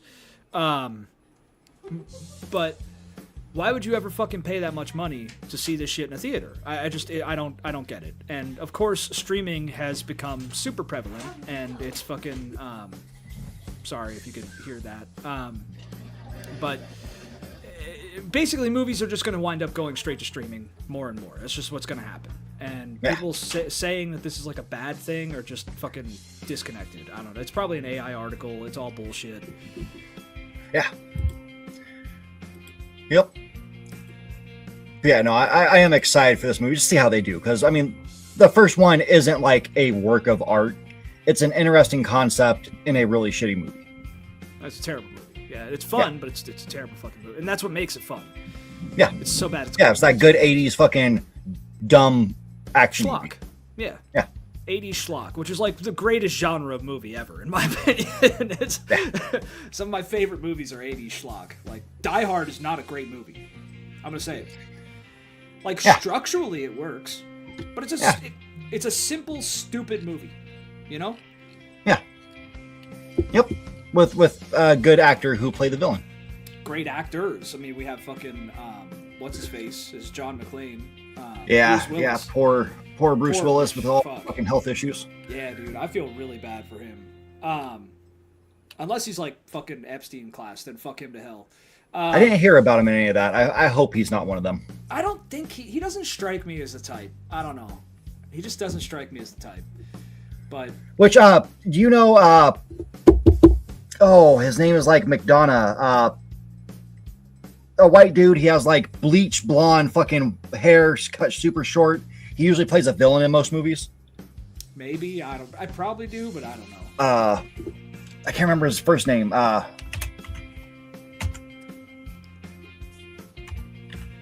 McDonald's. Oh, there he is. No, it's not him. McDougal? Damn it. Fuck. Hold on. What was that Chun-Li movie? Oh, I don't know.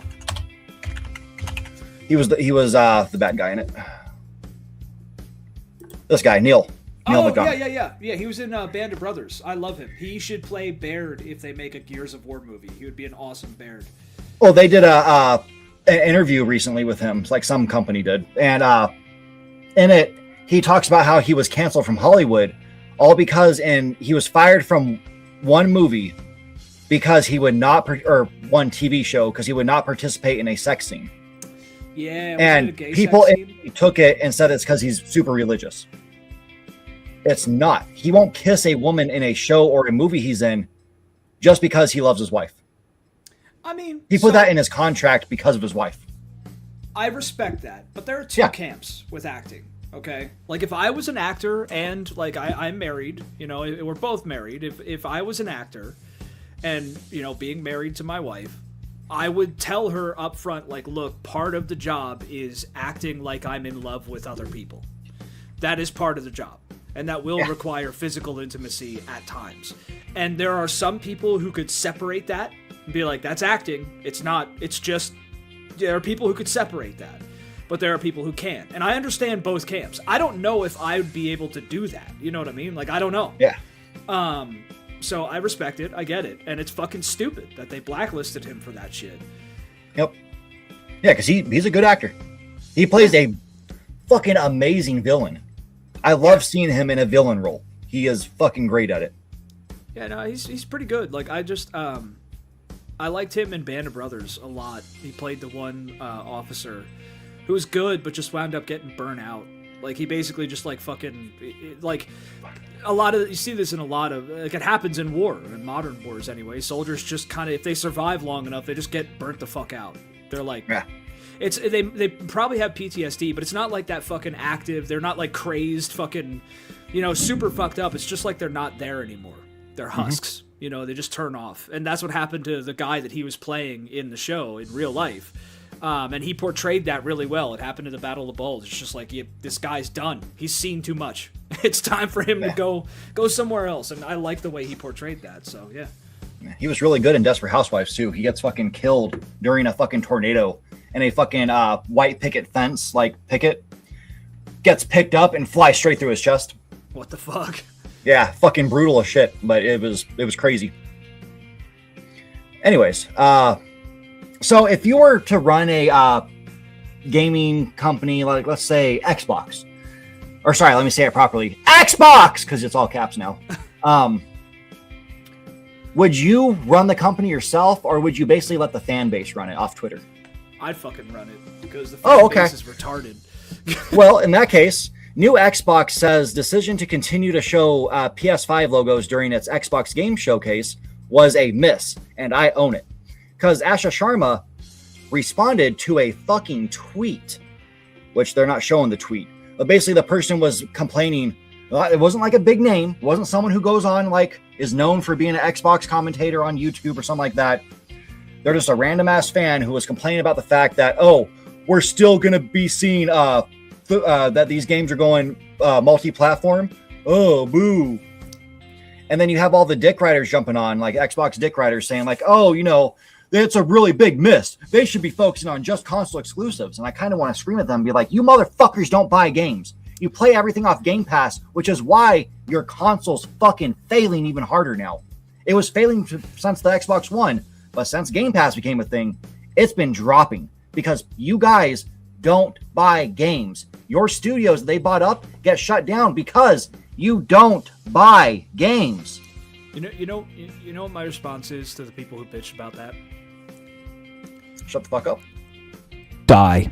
That's literally just that's please die. If your life is so fucking good that you can look at an Xbox showcase and see other consoles exist and the game is coming to those other consoles and you get mad about it, please kill yourself.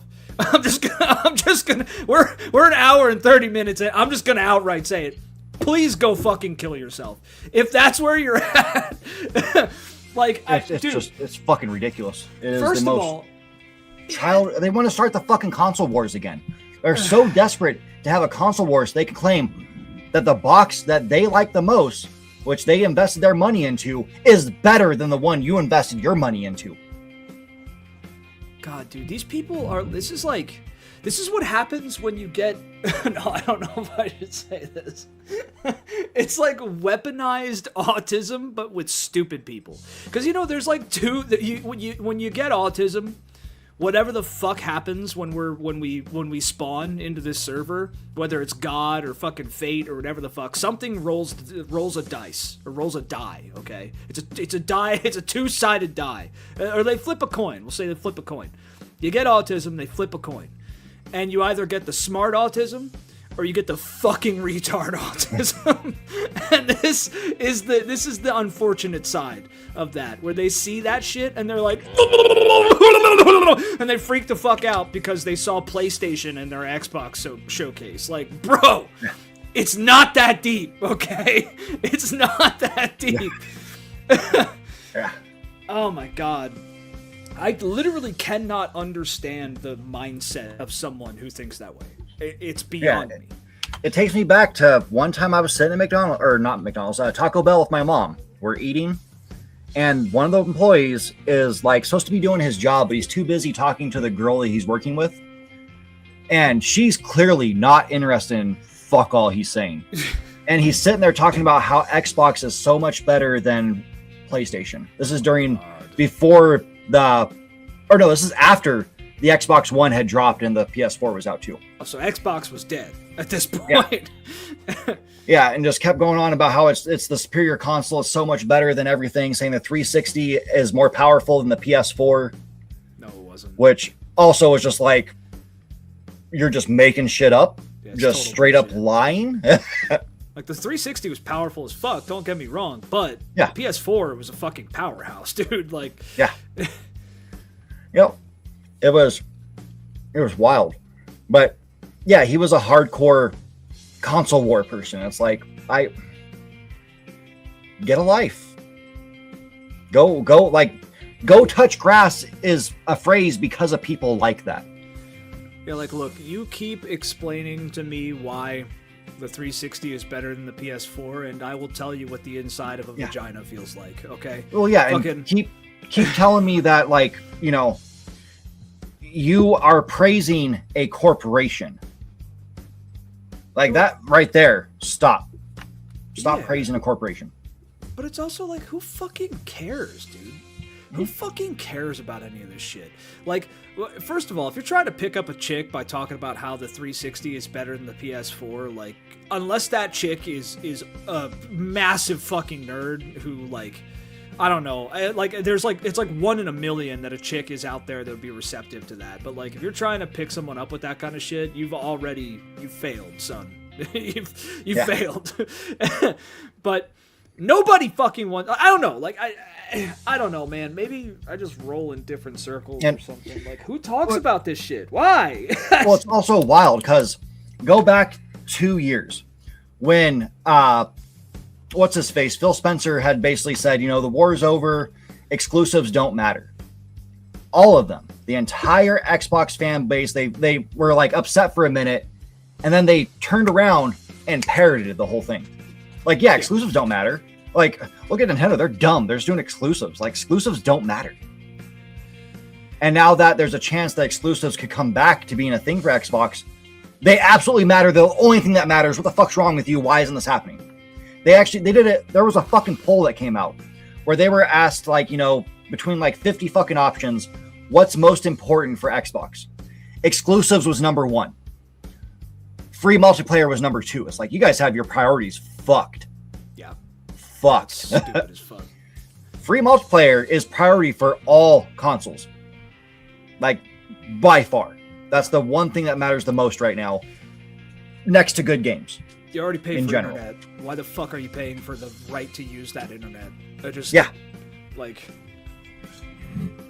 you can download the game without having to have a subscription, but if you want to play online with your friends, no, you got to pay us for that.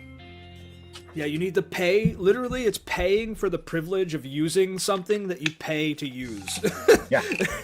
It's like if you had a gate out front of your house and you paid to open that gate, but then one day someone came and was like, "Hey, buddy, you got to pay me in order to pay to open that gate." Yeah. Just like, honestly, if I could rebuild Game Pass for Xbox, there would be nothing from the current generation going into it. Yeah. I would do it like Nintendo does.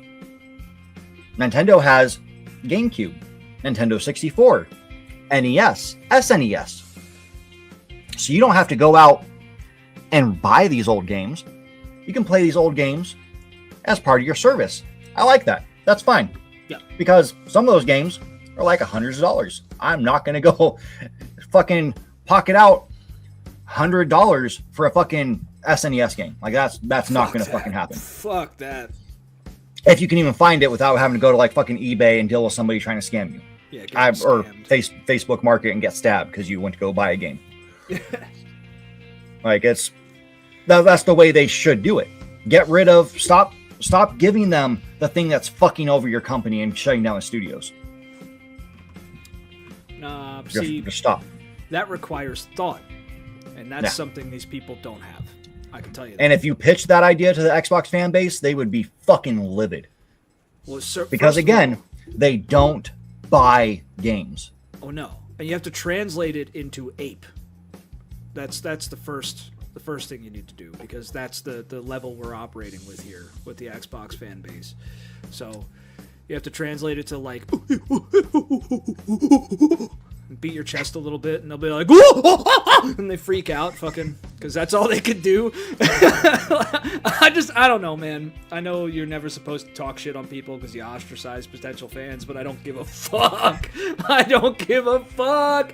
If you sit here and dick ride any console, okay, outside of just like the utility, like the Switch 2 is cool because you could fucking play it while going places. You know That's what I mean? why I like it. I can play it at home if I want. I could take it in the fucking car and go to someone else's house, and I'm still playing it in the back seat while fucking mommy drives me to McDonald's to get my chicken nuggets. You could, you could have mama get chicken nuggies and fucking honey mustard sauce while you're sitting in the back seat playing fucking Switch 2. That's cool, okay? Yeah. Fucking Xbox can't do that. PlayStation can't do that. That's something they got over that. No, the handheld doesn't count because you have to be on Wi-Fi. Are you taking your PS5 to the hotel with you? Fuck no. I mean, some people might, but I wouldn't. Yeah, lunatics. I would not fucking do that. I'm not hooking my shit up there. That. Yeah. I'm sure some people do, though. Yeah, I mean, you leave that hotel room, cleaner comes in, you just had your shit stolen. Yeah. And suddenly, the video was deleted. We don't know what the fuck happened. Our system blacked out. Yeah, well, like fucking when we went on our honeymoon for our wedding, Sparrow and I, we brought our Switches. What? So I thought you were talking about us. Okay. No, that's we keep that on the DL. The wives aren't supposed to know about that. But fucking, we brought our Switches with us, and like we barely played them. We watched shows and stuff. We chilled in the hot tub. It was a really nice fucking hot tub. Ate really good food. Did other shit. But like when there was downtime, you could just play the Switch. That's what the Switch is cool for. Like I like that. But like outside of like something that a console just straight up has on another console, just being like happy about that, if you're dick riding any console just to dick ride them, you need to fucking reevaluate your life. You fucked up somewhere. We need to roll it back a little bit and figure this shit out. Yep. Yeah, like even as a kid, I was never the kind of person to be like, oh, talking to my friend who only plays like fucking PlayStation or Sega. I wouldn't sit there and be like, dude, you need to get a Nintendo because you could play Zelda. I would say, damn, I wish you could play Zelda on your console. Yeah. Yeah, you think about it from the perspective of the game, not the console. Yeah. It's like, I mean, fuck, like, I wish Zelda was on everything. I'd probably play Zelda, I don't know if I could get myself to like the new Zelda games. We talked about this before. We're both in the same boat with that. But, like, I would probably try to play Zelda again if I could play it on PC. Yeah. I mean... Plus, I could play it in 4K. That's the other cool part. Like, I want every game to be on everything, you know? Yeah, it would be beautiful. I think it would be cool for us to be able to go back in time and while you're playing fucking Halo 3 on fucking 360, I'd play it on PS3. That would have been dope. So cool, dude. Play co-op, so cool. Not even fucking just PvP. Co-op, because that's the better version of fucking games. Yeah. I mean, Halo's community really came up around the PvP. And there was some really fucking fun. Like, what made Halo so cool with PvP is that there was a game mode for people, like for everybody, even if you don't like PvP. Yeah, there was the shoddy. What was the other? It was shoddy something. Well, there's a bunch of shit. There was a bunch of shoddy snipers in the tiny little fucking like arena type place. My favorites were fucking SWAT, which is no shields, just DMRs and pistols, or like, really Halo Reach was my favorite with this. So SWAT, you have semi-automatic weapons, no shields, basically you have to rely on headshots. That was my favorite fucking game mode, because everybody dies in one hit if you get a headshot. Yeah. But then, 2, my other favorite game mode, is someone who's not a big fan of PvP, is Infected. It's like a zombie game mode. Yeah. It's just fun, man. It was fun. Another game people had fun with was Destiny 2.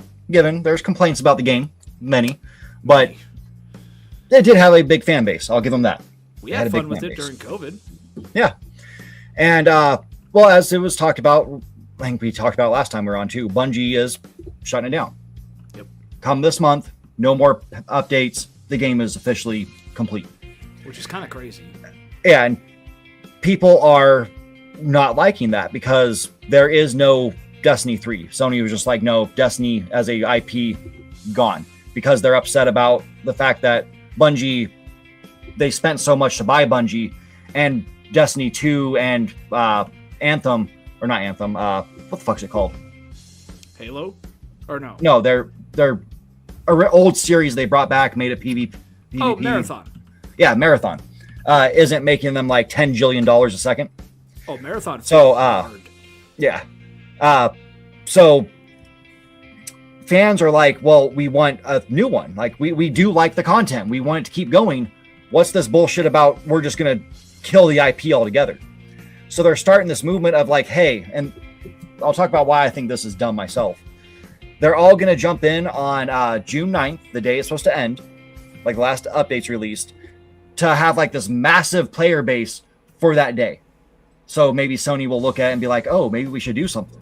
Not going to happen. Now, yeah, I think if you want to make that movement, every one of you motherfuckers need to be doing that now. Till then. Yeah. All the way the fuck through. Yeah. That if you just do it for one day, that doesn't mean shit to the company. That it's a sign of like, hey, yeah, we care, but we don't care enough. That's how it's read. Well, also, this is a Japanese game company, Sony. I mean, 343 isn't, but Sony is. And yes, there's Sony America, but they still answer to Daddy Japan. Okay. No, Daddy is in California. Well, they still answer to the Japanese Sony. Yeah. Like it's a subsidiary of the greater Sony company, which is in Japan. Yeah.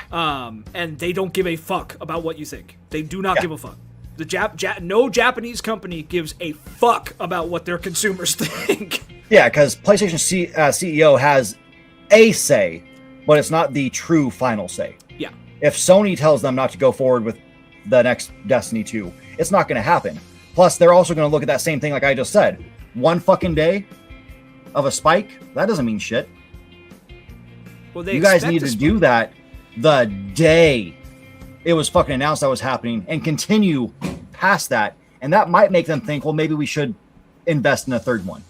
If you're not doing that full fucking effort, like going all the way out, like take time off work to fucking show you want this game, it's honestly, it's not going to make a difference to them. They're not going to give a fuck. No. Even if they did do that, they probably wouldn't give a fuck. Yeah. It would just be a little bit more of a sign, but yeah, in the end, they won't give a fuck. Yeah. So they have none to give. And also, if Bungie fucking had half a brain, dude, they would have given us the game that they told us they were gonna make fucking however many goddamn years ago when they announced Destiny 1. Because Destiny 1, like, it was supposed to be like World of Warcraft, but fucking guns. That's and the future. It's like a sci-fi MMO. That's basically what they pitched with the original Destiny. Yeah, I'm like, the gameplay was good. I'll give them that. I liked the gameplay. I played the shit out of Destiny 1. But, yeah, it wasn't the game we were promised. And the story pisses me off so fucking much. I know it pisses you off. And what story? 2, yeah, exactly. Like, you follow this mission chain, and it starts to pick up into a story.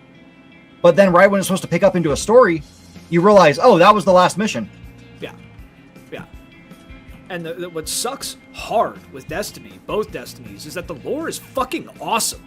Like, there's so much cool shit in like, that world. The fucking universe of Destiny is awesome as fuck, dude. I love it. But, you only get info on it from outside the games. Yeah. Yeah, or some items. Yeah. And like, they do a light version of Dark Souls. Yeah, except fail at that, too.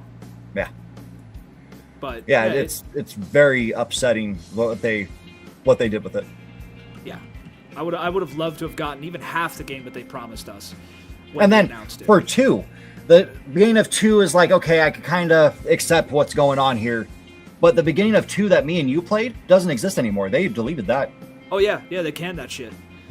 And it's like, why? Fucking why? Now you just fucking fuck the story 3 times. In 2 games, you fucked it 3 times. At least do what World of Warcraft did. Like, even before they introduced the classic servers for World of Warcraft, on the retail version of it, they had, like, they call it time something. I forget what they call it. But, like, you could go back and play old shit by basically like bending time, and that's the in-lore excuse is like you're going through this like time portal to go back there and do that shit. Yeah, I remember one of the characters with the missions in Destiny Destiny 2 that was doing something like that, and that was a cool premise. I liked when they did that in Destiny 2, but they stopped that too. Yep. Because it costs money to run servers. Ultimately, that's why. Yeah. And they didn't want to. And they're not making enough money because they also have their own version of Game Pass, which not as many people do it, but it does stop people from buying fucking games. Given Sony doesn't put games day one, they'll wait like a few months, but people are willing to wait a few months to play the game. Yeah, yeah. It's I guess just hate the gamer. Don't hate the game, hate the gamer. I guess, yeah. Well, again, the worst thing to happen to anything is its fan base. Yeah. So. Oh yeah, I already mentioned this. Mina the Hollower top-rated game of 2026 right now, and it's only $20. And yeah, the reason they put it for $20, part of it is they don't want people to wait for a discount. Makes sense. Because is what a lot of people do. Yep. I mean, I've done it, you've done it. I kind of like how Nintendo, the best time to buy it is a lot of times, if it's a first-party game, pre-order it because you might get a good discount on the pre-order. Like fucking, it's not a good discount, but like $5 to $10 off. Yeah. And from a studio or from a publisher that doesn't drop fucking prices ever. That's a good deal. It rarely does fucking that. sales. Yeah. Yeah. The state of Nintendo is sad as fuck when it comes to sales, dude. I feel genuinely bad for you and anyone who like mains a fucking Switch. Yeah. It's rough out there, man. But third-party games, oh man, you got fucking all of them on sale all the time. Yeah, yeah. Just can't get that fucking Zelda Breath of the Wild, which is still fucking full price. A Wii U game is still full price. That's wild. Yeah, I mean, it is a Switch 1 release game, but it was also on the Wii U, so it's a Wii U fucking game that's still full price. Yeah, well, Skyrim was on the fucking Xbox One when they released that. It doesn't make it a fucking Xbox One game. Yeah. You know, they re-released it for that and fucking, yeah. Free game. If you want to get a free game on Steam right now. A great Mega Man went free to mark the announcement of its sequel. To celebrate the announcement of Gravity Circuit 2, its predecessor, Gravity Circuit, is currently free. It is free until the 17th or the 14th of June. Okay. So, yeah, get it now. Don't wait. That's pretty cool. Yep. And Dragon Age series producer says games should be funded by product placement instead of live service. Now, no to both. Live service shouldn't be a thing. I also don't need product placement unless it's done nicely. Like sometimes a movie can do product placement and it's not absurd. Yeah. See, here's the thing, man. Like if we have to pick one, I'm going to go with product placement. And product placement can be done well. It can be done seamlessly. Like it can be done in a way that you don't even fucking notice. Like it is done that way in a lot of stuff. So very subliminal shit. So like I'd be cool with that. Live service games have to fucking make money continuously. They have to. Yeah. I feel like a lot of people don't seem to realize that. Like they want a forever game, but they don't want to pay for it. Like you need to pay for it. The money has to come from. Yes, they make millions and millions and millions of dollars fucking on initial sales for a lot of these big games and shit like that. But like that's not going to please shareholders. Yeah, no, not at all. It's a simple fact. Like, could they run the game without doing any microtransactions? Yes, they could. They could. Absolutely. Especially the bigger the company, they absolutely could. But, like, the shareholders need the gears to keep grinding for Economos, so it's just not going to happen that way. To want it to happen that way is like fantasy thinking, in my opinion. Like it just, or not want. You could want it that way, but like to think that it's ever gonna be that way is like fucking fantasy. We may as well just fucking, I don't know, hope that orcs come out of the ground from Lord of the Rings, you know. But if we have to have that shit, let's do fucking let's do the fucking what's it called again? I'm brain farting at the moment. Product placement. Product placement. Yeah, let's do the product placement. I don't know. That's Yeah. my opinion. Yeah, just don't do it absurdly, like I know some of them will do. It's like if we get ads in games, how I would like it if it's a fucking open world game or like a fucking driving game, billboards. I'm fine with that. Yeah. But you'll have some be like, oh, we can put ads in games, and it's going to turn to a fucking, like, Tubi fucking movie where you're going to be playing a game, and then you're going to get this notification, hey, in 4 seconds, 3 seconds, 2 seconds, ad. No ads. Fuck that. We shouldn't do that. But it, like for GTA, dude, look at like they have their Coca-Cola is like I forget what they call they have like a Coke spin-off in the game. And then they have Sprunk, which is supposed to be Sprite. Okay. Yeah. Clearly looks like Sprite, clearly looks like Coke, clearly looks like these things. You know that's what it's supposed to be. You know how much fucking money the Coca-Cola Corporation would just throw at Rockstar to replace that with just Coke, a Coke vending machine? And you would literally, it would feel more immersive because it's a Coke vending machine in the middle of fucking Florida. You know what I mean? Yeah. So, like, that'd be okay. I'm cool with that. How would you be if you were on fucking, given they would have to make it to where the radio can't really be turned off, but you were playing, GTA or even Fallout and listening to one of the radio stations. And you have like your DJ doing like their thing or a song's playing, and then next thing, ad comes on.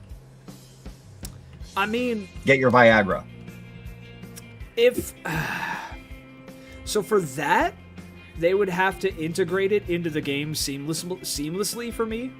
That's the whole part of I don't think ads should be a thing. If we're gonna do that, it has to be more like product placement, where they like do a refrigerator commercial or something in Fallout, but it's like, I don't know, it's for a modern refrigerator, but it's made like it's in the universe of Fallout. You know what I mean? Yeah. Like actually, I don't think him do it like a creative YouTuber would do for some of their ads. Like Ryan George, I love his ads because he puts a lot of effort into them to make them work with whatever he's talking about. Yeah. Or even Wood, Beat 'em Ups, does a pretty good job. And it's not like jarring. Like you'll get some YouTubers doing an ad, and it like just, I understand why people get upset with ads because it like breaks the whole fucking video. Like you're into this topic, and then really quick, let me talk to you about fucking Foom. Yeah. And go on this thing or talk about their bed, and it's like, I understand you want to get the ad out because you're getting the ad revenue, but kind of be creative with it. Like Ryan George, if he was doing a bed commercial, he would do it about like how he's talking about fucking, while you're in one of these big mansions that I'm making fun of, you could get this bed, and then talk about the quality of the bed. And it's funny and it works for what he's talking about. If you could seamlessly integrate that ad, then it works. And when they do that, it works well and you don't mind it. Yeah. So if you could do that. I almost realize it's not an ad. Fucking nailed it. Yeah. That's the perfect ad. I mean, and that's where but the problem is that you have to get creative for both product placement and ads like that, and these companies aren't willing to pay people to be creative. So, it would never go that way. Well, they wouldn't even try to ask a person. They would be like, hey, fucking Chat GPT, how do I do this? Yeah, probably, honestly. Hey, Gronk, or not Gronk, what is fucking... Gronk's the fucking football player. Grok? Yeah, Grok, there we go. Knew it was something like that. Gronk, they should do a commercial together. Hey, Kronk! And then last bit of news, which leads us into the main topic, which is pretty much the end of the show after this. Games inbox from whatever fucking Metro UK. Is this the most important week for gaming in 2026? Well, we have the PlayStation Showcase on, I think it's the 3rd. Yeah, on Wednesday. We have Summer Games Fest following up on, I think that's Friday. Or no, sorry, State of Play is Tuesday. Game Fest is Friday. And then Xbox Showcase is on Sunday. And then there's a rumor about a potential Nintendo Direct somewhere mixed in this. That'd be crazy. Yeah, that's E3 levels of fucking like, oh my god, like that's a lot of fucking game announcements. Given, since we're gonna have so many, you're gonna see some duplicates because Sony likes to do their thing, where like Xbox now they're putting like if a game's dropping for other consoles at the end of the ad, they say like it's also coming to PlayStation and Nintendo. Yeah. Now at Sony, the way they do theirs, no other console fucking exists. You have to wait till the like show ends. And then you'll see on Twitter, the publisher posted like, "Hey, yeah, by the way, it's also coming to Xbox." Yeah, like or way wait for the later. Xbox showcase. Yeah. Well, I mean, third-party games, it comes day one to both of them. Oh no, I mean like when you could find that it's even coming to those consoles. Yeah, they make sure later. they have to. Yeah, they have to wait till at least the show ends, and then they can post. That's what most of them do. Is like the moment it ends, they post it. It's fucking stupid, dude. Yeah, because Sony doesn't want to do what Xbox is doing. Because they don't want to upset their fans, because they'll be the same exact way Xbox fans would be. Why are you talking about other consoles during our showcase? This is about us. I fucking hate fans, dude. Yeah. Yeah, way to ruin something by liking it too much. Making it your identity. That's not a good way to live.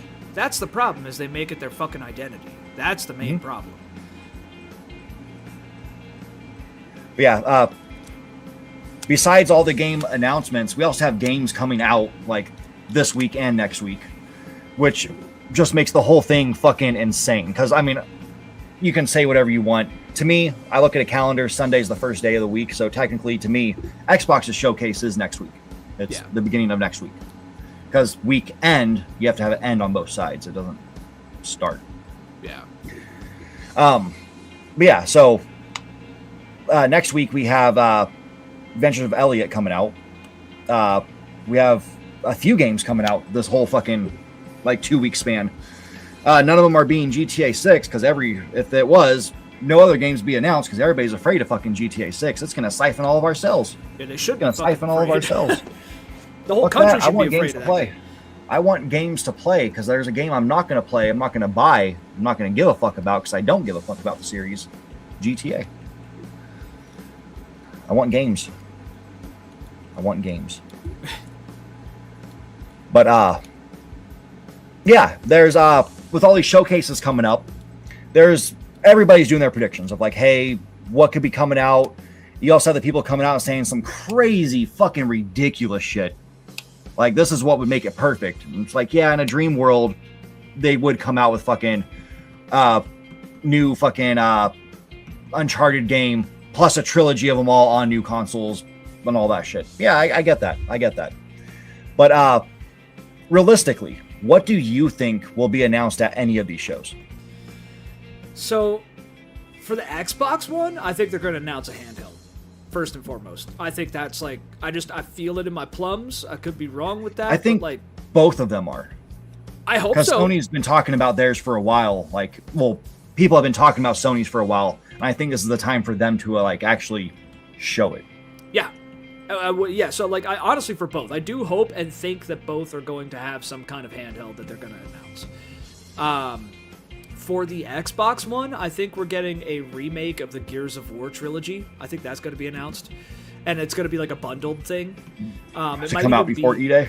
Yeah, or even like around the same time. Like I think it's going to be because Gears of War is also doing a franchise sale on Steam at the moment too. So I think we're definitely getting some kind of Gears of War shit outside of E-Day on, and we're definitely getting more on E-Day. And I'm excited for E-Day. I don't give a fuck. That game looks awesome.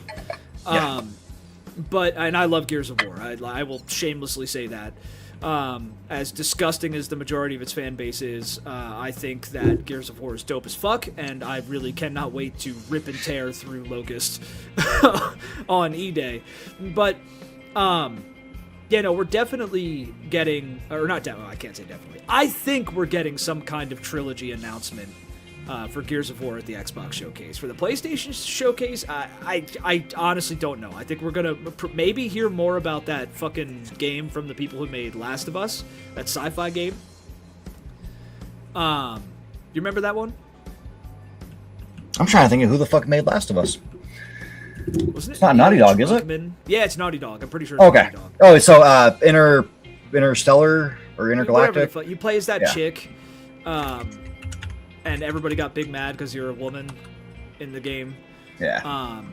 I think they're gonna have some probably. I'm gonna hope gameplay. I'm gonna say they're gonna have gameplay on that game for the PlayStation Showcase. Yeah, here it goes. Intergalactic, the Heretic Prophecy, or Prophet. Yeah, it looks cool. The premise seems interesting. I don't know anything else about it. Nobody does. So another thing I think we're gonna get from all the showcases, even the Switch one, or never mind, not the Switch one. What we're probably gonna get from the PlayStation and the Xbox showcases, I hope, is something on Exodus, the new Mass Effect. I want to see, because we're getting close to the proposed release date of Exodus.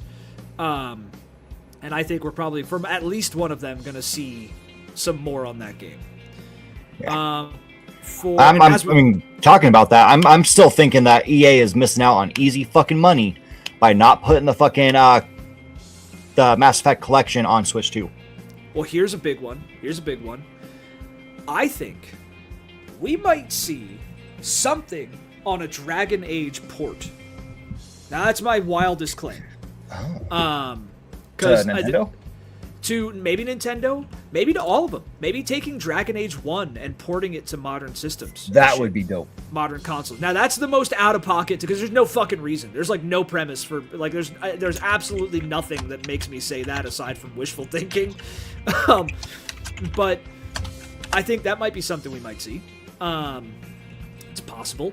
It's not. You can't say it's impossible, unless you're a time traveler. But yeah, outside of that, I don't really know. Like, I don't know what else they have cooking. I haven't paid attention to that shit in forever, because, like, it's just nothing but endless disappointment. So, yeah. I just check out what dope-ass fucking indie games drop every week, and that's been my gaming experience. That and World of Warcraft. That's, like, just been how I play games for a while now. Yeah, so Sony's showcase is going to be just over an hour long, and they already said a decent chunk of it is being dedicated to Wolverine. Ooh. So, I wonder, like, I'm sure if they do announce the handheld, that's like another 15 minutes at least of the showcase. Yeah. I wonder how many live service games are going to get announced. I'm going to say none. Or maybe 2. That would be, none would be a fucking dream. Well, dude, every fucking major AAA live service game that they put out in the last, like, 5 years has failed. Yeah. Every fucking one. On every console, every system, every developer, every fucking one. Aside from Helldivers.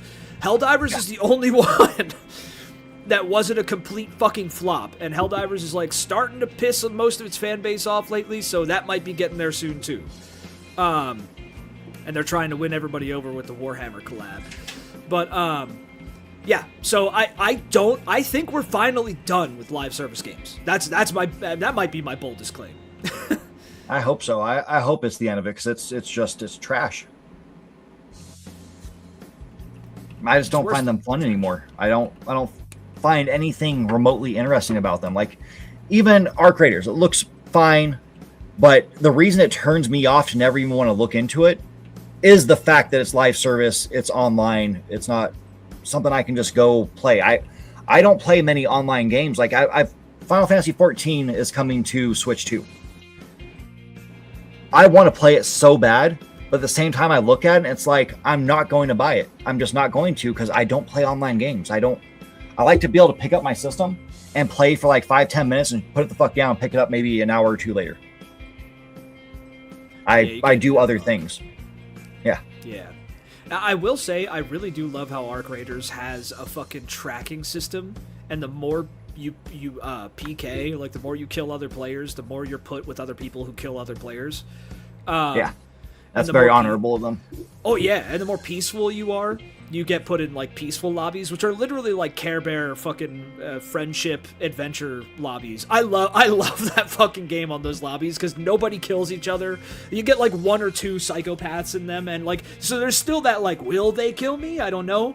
The fear is still there, but it's most likely a friendly player in those lobbies. I love that shit, dude. That's when Arc Raiders. Yeah, it takes it down from, like, a fucking 70% chance of dying to, like, fucking 25. Yeah. Yeah, like this guy might fuck me over, so I'm still gonna have my hand on my trigger finger. But like, we're probably gonna become friends after this. You know, it's cool. It's cool. Yeah, I'm gonna quickly shove my best item up my ass. Yeah, just right up there, fucking. Which you should have already done anyway. But no, you need a lot of time to play Arc Raiders. And that's another problem that I've been running into is a lot of these live service games, you need a lot of time. Like even Helldivers, you need like minimum, like the shortest mission is 10 minutes. So you could lobby hop and do those 10-minute missions if you want to, if you really want to. But it's a good way to grind shit too. Like a lot of people do that to grind up all kinds of shit. But I don't know. Most of these live service games need a lot of time, and a lot of people don't have it. They just don't have the time. Yeah, but like if you drive to work, on average, most people's drive is about half an hour. That's like an average. So you're driving to work for half an hour. You're getting ready in the morning. Eat your breakfast if you do that. Get ready for work. Drive to work. You're at work. You have to then drive home. By the time you get home, if you have a normal like fucking 8 to 4:30 or fucking 9 to 5 job, it's already late in the evening. You know you have to get up for work in the morning, so you're not going to try to do something that's like super deep, having to get into it. Yeah. You don't have the time for that. So yeah, playing a game like that is a weekend only game, and most people will look at that and be like, no. Yeah. Just can't. Well, thankfully, a lot of them, like Helldivers, has communities that built up around. There's like the Weekend Dad Divers or something. It's like a group you can join. So that's pretty cool. But I don't know. Yep. People don't have the time, man. Yep. Yeah, I would love to see both Dragon Age and I would love to see EA support fucking Switch. That would be a cool move for them. It would be more money for them. Easy fucking money for them. Easy money. Because people have been asking for fucking Mass Effect since the fucking was it the Wii? Or the Wii? Yeah, the Wii. Yeah. And just haven't gotten it. The Wii U could have probably done it. They said no. Switch, it could run the first one. I don't know if it could run the ones after that, but Switch 2 can run them all. Do it. Yeah. Switch 2 could fucking chew through the Mass Effect games, like, or the old Dragon Age games. Like, it just, there's no reason they can't port that shit. Yep. Yep, they just miss out on money. Only other games I think might get announced is there's going to be something to do with, for Sony, Infamous. I think that's the name of the game. Yeah. Something involving that. I think it's going to be a remaster of the first one, which is what people want. They want to play the old ones again. I'd like to see a new one, but I understand. I'm a supporter of do a remaster of an old title while you're building up the new one, which is like what you're saying with E-Day. Yeah. Release a collection of the old ones to get people ready for the new one. Yep. It just builds up extra hype. It's money. Yeah, easy money, build up hype. So you're going to make even more money in the end. What else was there? We're going to get some DLCs for games, which is just going to be upsetting. I don't like big announcements for DLC. I'm just not a big fan of it. That's annoying as fuck. Even for like big DLCs like fucking The Witcher 3 shit, which we're getting the new DLC for Witcher 3. Yeah, I saw that. I'm excited for that, dude. Yeah. But yeah, it also wasn't like a big showcase announcement, that's cool. That's cool, because it doesn't need to be. Yeah. It doesn't need to be. It doesn't need to be a Game of the Year contender because it's a fucking DLC. We're not talking about fucking... What's the fucking open world Souls? Night Rain. No, the other one. Not the multiplayer one. Fuck, I think of the name of this game. I don't know. Elden Ring? Yeah, Elden Ring. Because it won, and then it did the DLC, and then that was a contender for Game of the Year. Yeah, oh yeah, that was bullshit. Yeah, no, that was fucking trash, dude. Yeah, that was fucking dumb. Yeah, DLC should not be able to win Game of the Year. And like you said, there shouldn't be a big fucking announcement for DLC. It's just garbage. Yeah. Yep. Maybe do like a spur of the moment, like 10-minute video on it and post that. Yeah. That'd be cool. That'd be fun. Or do like Nintendo did with fucking Star Fox. Like, I'm giving that's a full game, but they did like, hey, by the way, in 25 minutes we're doing a direct on it. Yeah, that was cool. That was cool. It was completely unexpected, even though we all expected it because it was announced, it was leaked. But yeah, it was cool. It was cool they did that. But yeah, I don't have much hopes for this, even though it's a big week for gaming. I don't have big hopes. Yeah, I have no hopes. It's sad. Yeah, I have really no hopes aside from like I want to see gameplay of Exodus. I really want to see that. Yeah. But that's about all I got. Yeah, and people are also upset that the new Star Wars game is gonna take forever. People are upset about that. Which one? There's a couple Star Wars games in the works. The KOTOR new one that's coming out. Oh yeah, okay. Well, yeah, it's gonna take forever. It probably it's coming out in 2030. It's and yeah, that's a very big possibility, very big, because so many games get announced and they just never come out. Yeah. I mean, fuck, we're still waiting for fucking Beyond Good, or is it Beyond Evil? Beyond Good and Evil. Yeah, Beyond Good and Evil. There we go. Yeah. I knew they both sounded right. Yeah. We've been waiting for the second one for what, fucking 14 years? Well, I thought it was like something absurd like that. It's been forever, dude. Yeah. And there's many other games that I remember seeing announcements for, like at E3, that just got canceled quietly, just gone. Yeah. Well, yeah, dude, where the fuck's Elder Scrolls 6? Hmm. That was announced 8 fucking years ago, dude. Yep. In the amount of time that it's been since they announced that game, they could have made that game. No, they were too busy re-releasing Skyrim 20 times. Yeah. Like, dude, I don't think a lot of these games, if you're announcing a game like fucking 5 or 6 years out, it's probably not happening at this point. I think that'd be better if they just didn't announce them until it was like a year out. But even then, if it's Xbox, it could be a year out or months out, and it just gets canceled, like fucking Perfect Dark. It was right around the corner. It would have been out by now, but nope, got canceled last minute. We've talked about this before, where it's like just do like that's one thing that Bethesda used to do, and maybe they still will. That they did that was nice, is they just shadow drop shit basically. Yeah. Like, fucking, it just don't tell us about it till it's done. You know? Yeah, yeah. You're doing like you're in the final steps of just making sure it's perfect. That's when you announce it. Yeah.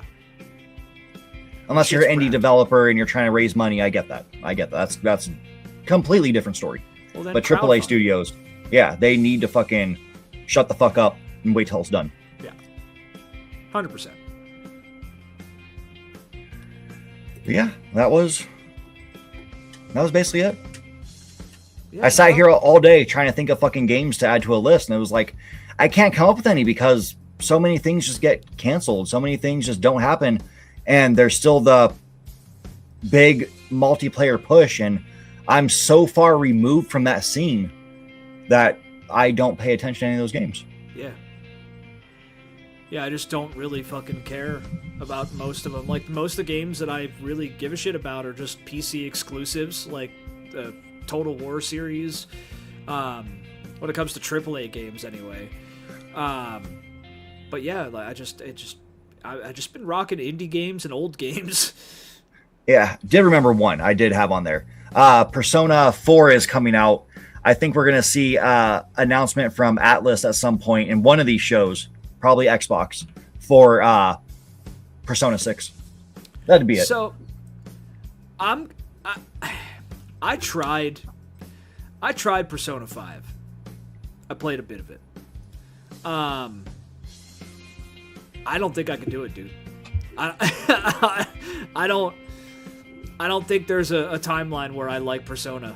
I've really tried, and it's just it did not click with me. I feel worse about it than I think I did with fucking what is it called? We just talked about it, Zelda. Yeah.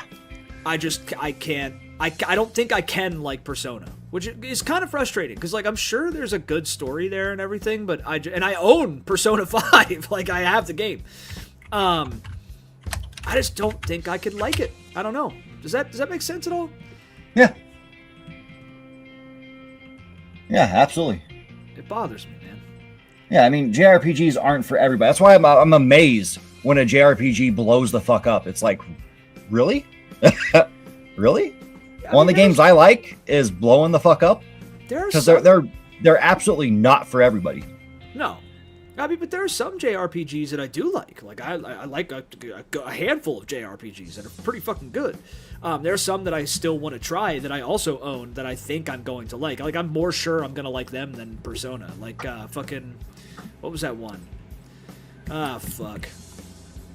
It's like 16-bit but 3D at the same time.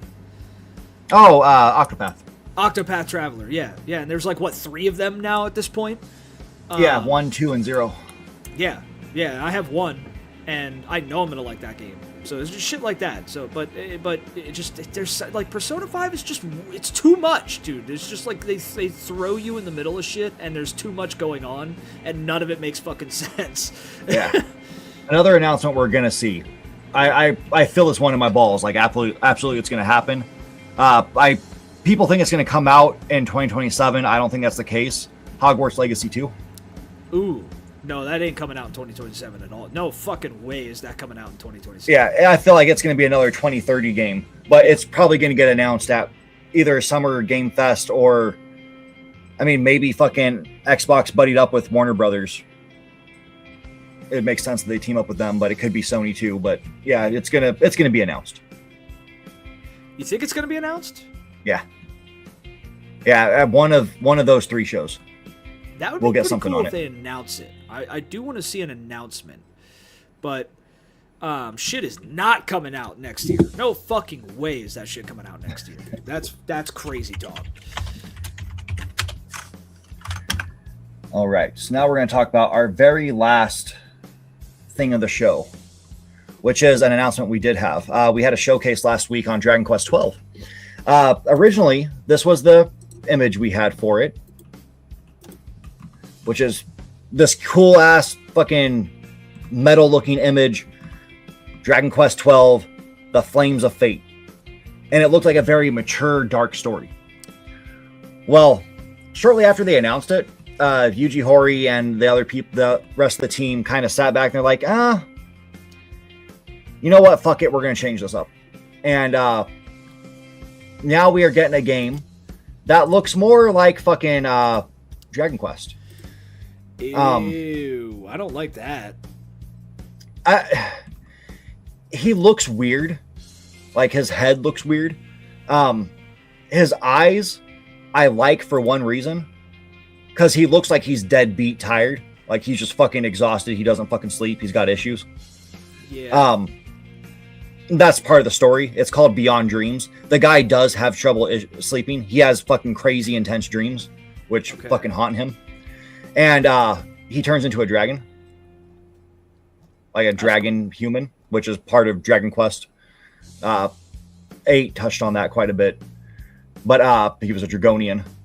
But the art style for like the world and the brightness of it, that's more Dragon Quest. That's what Dragon Quest has always been. Yeah, but I like that the art, because the art, it is the same art style, but the art style of Dragon Quest, which I don't have a problem with, it doesn't translate into modern 3D like that. It just doesn't. The way they did it there, it's wrong. Yeah, part of that is you don't have Toriyama able to comment on any of the art. Yeah, but I mean, so I don't feel like you fucking need him. Yeah. I mean, it was a bit of a loss, but yeah, he doesn't look like any of the other heroes, like at all. Like here's all the heroes. Well, just the art and then style, you have new guy. That art style with modern 3D graphics and rendering techniques, like they're doing, it just doesn't work. Yeah, I wish it was more anime like this. Yeah, that works, and they can make that look more modern with like better, like higher fidelity. You know what I mean?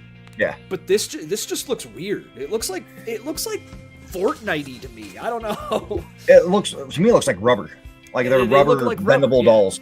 Yeah. I don't like that. Yeah, given this game is still like a few years out, it could change some in it. because some people are saying like it looks like the textures aren't fully loaded. Nah, But even then, it's just a completely different art style for the characters, like 100%. Yeah. I just don't. I don't think it's going to change much. Honestly, I just don't think that's how it's going to go down. I mean, again, a Japanese game company, they don't fucking care, and they change very reluctantly. Whatever they do, they think is the best thing ever. So, like, even if the whole fucking world tells them they're wrong, they think that that's the best thing ever. So, yeah, I think this is probably what we're going to get for the final result. Yeah, and fucking the main complaint that people went crazy with at first was his hairstyle. I mean, it is. They were like, "Oh, it's a fucking Gen Z hairstyle." Gen Z, dude, nobody Gen looks Z. like that. It's not Gen Z. It just looks fucking anime. It just looks like weird anime.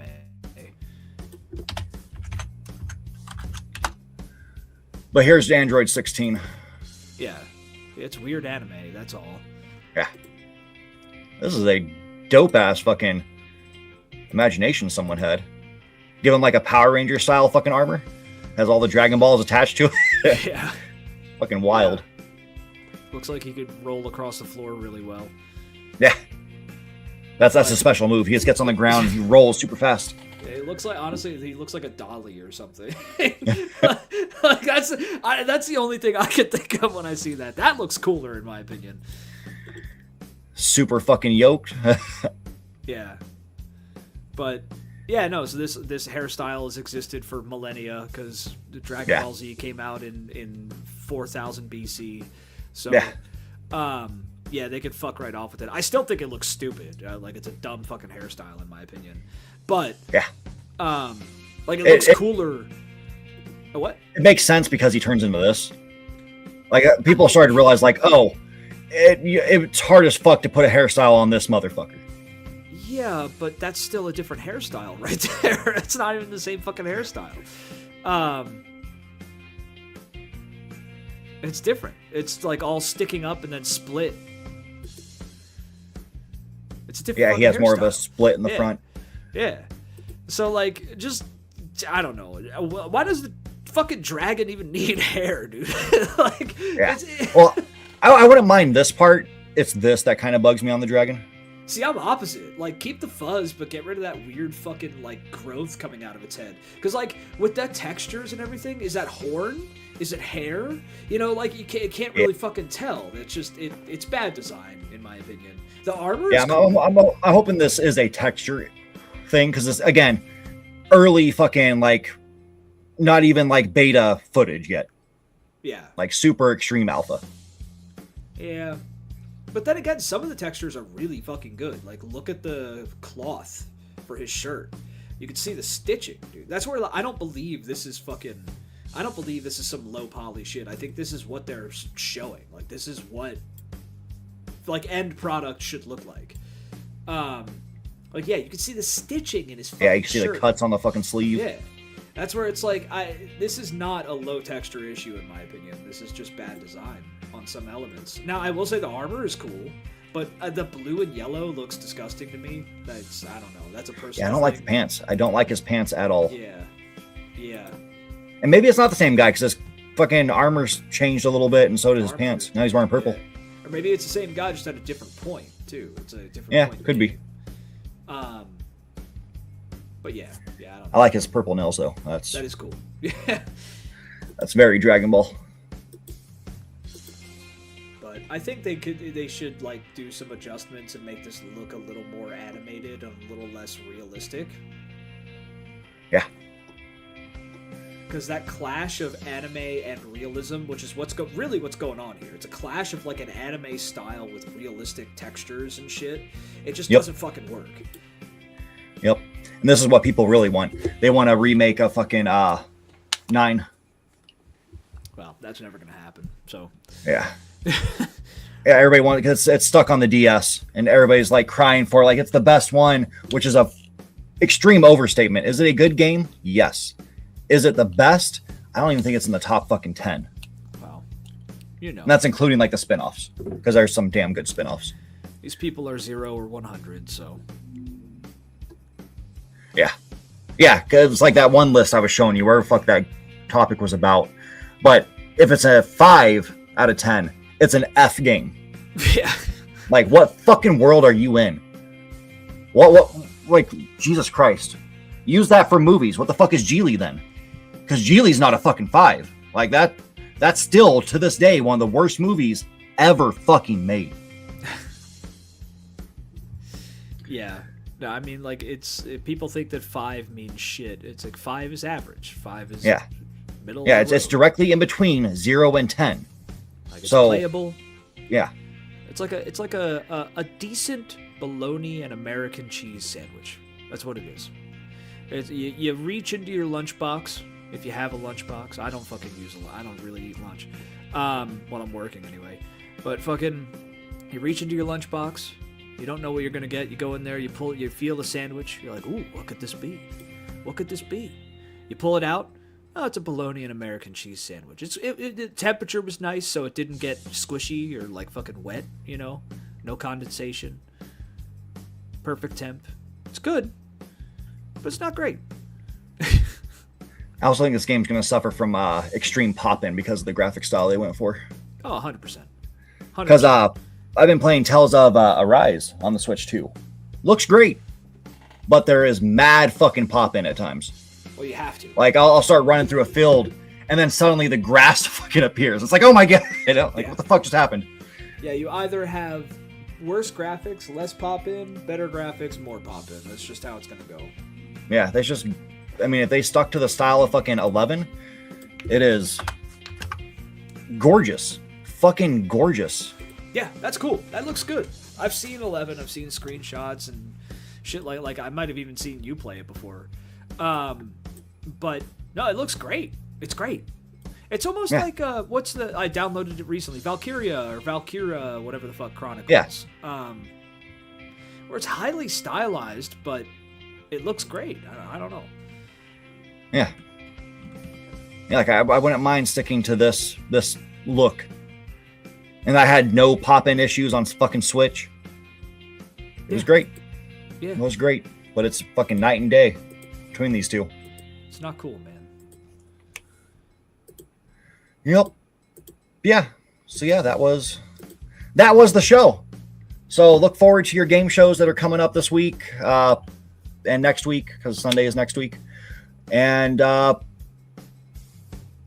fuck GTA 6. You guys all have a good night. Stay safe. Hey, thanks for watching. Give us a like if you enjoyed it, and dislike it if you didn't. Let us know what you think about the channel. And don't forget to subscribe. Tell your mom.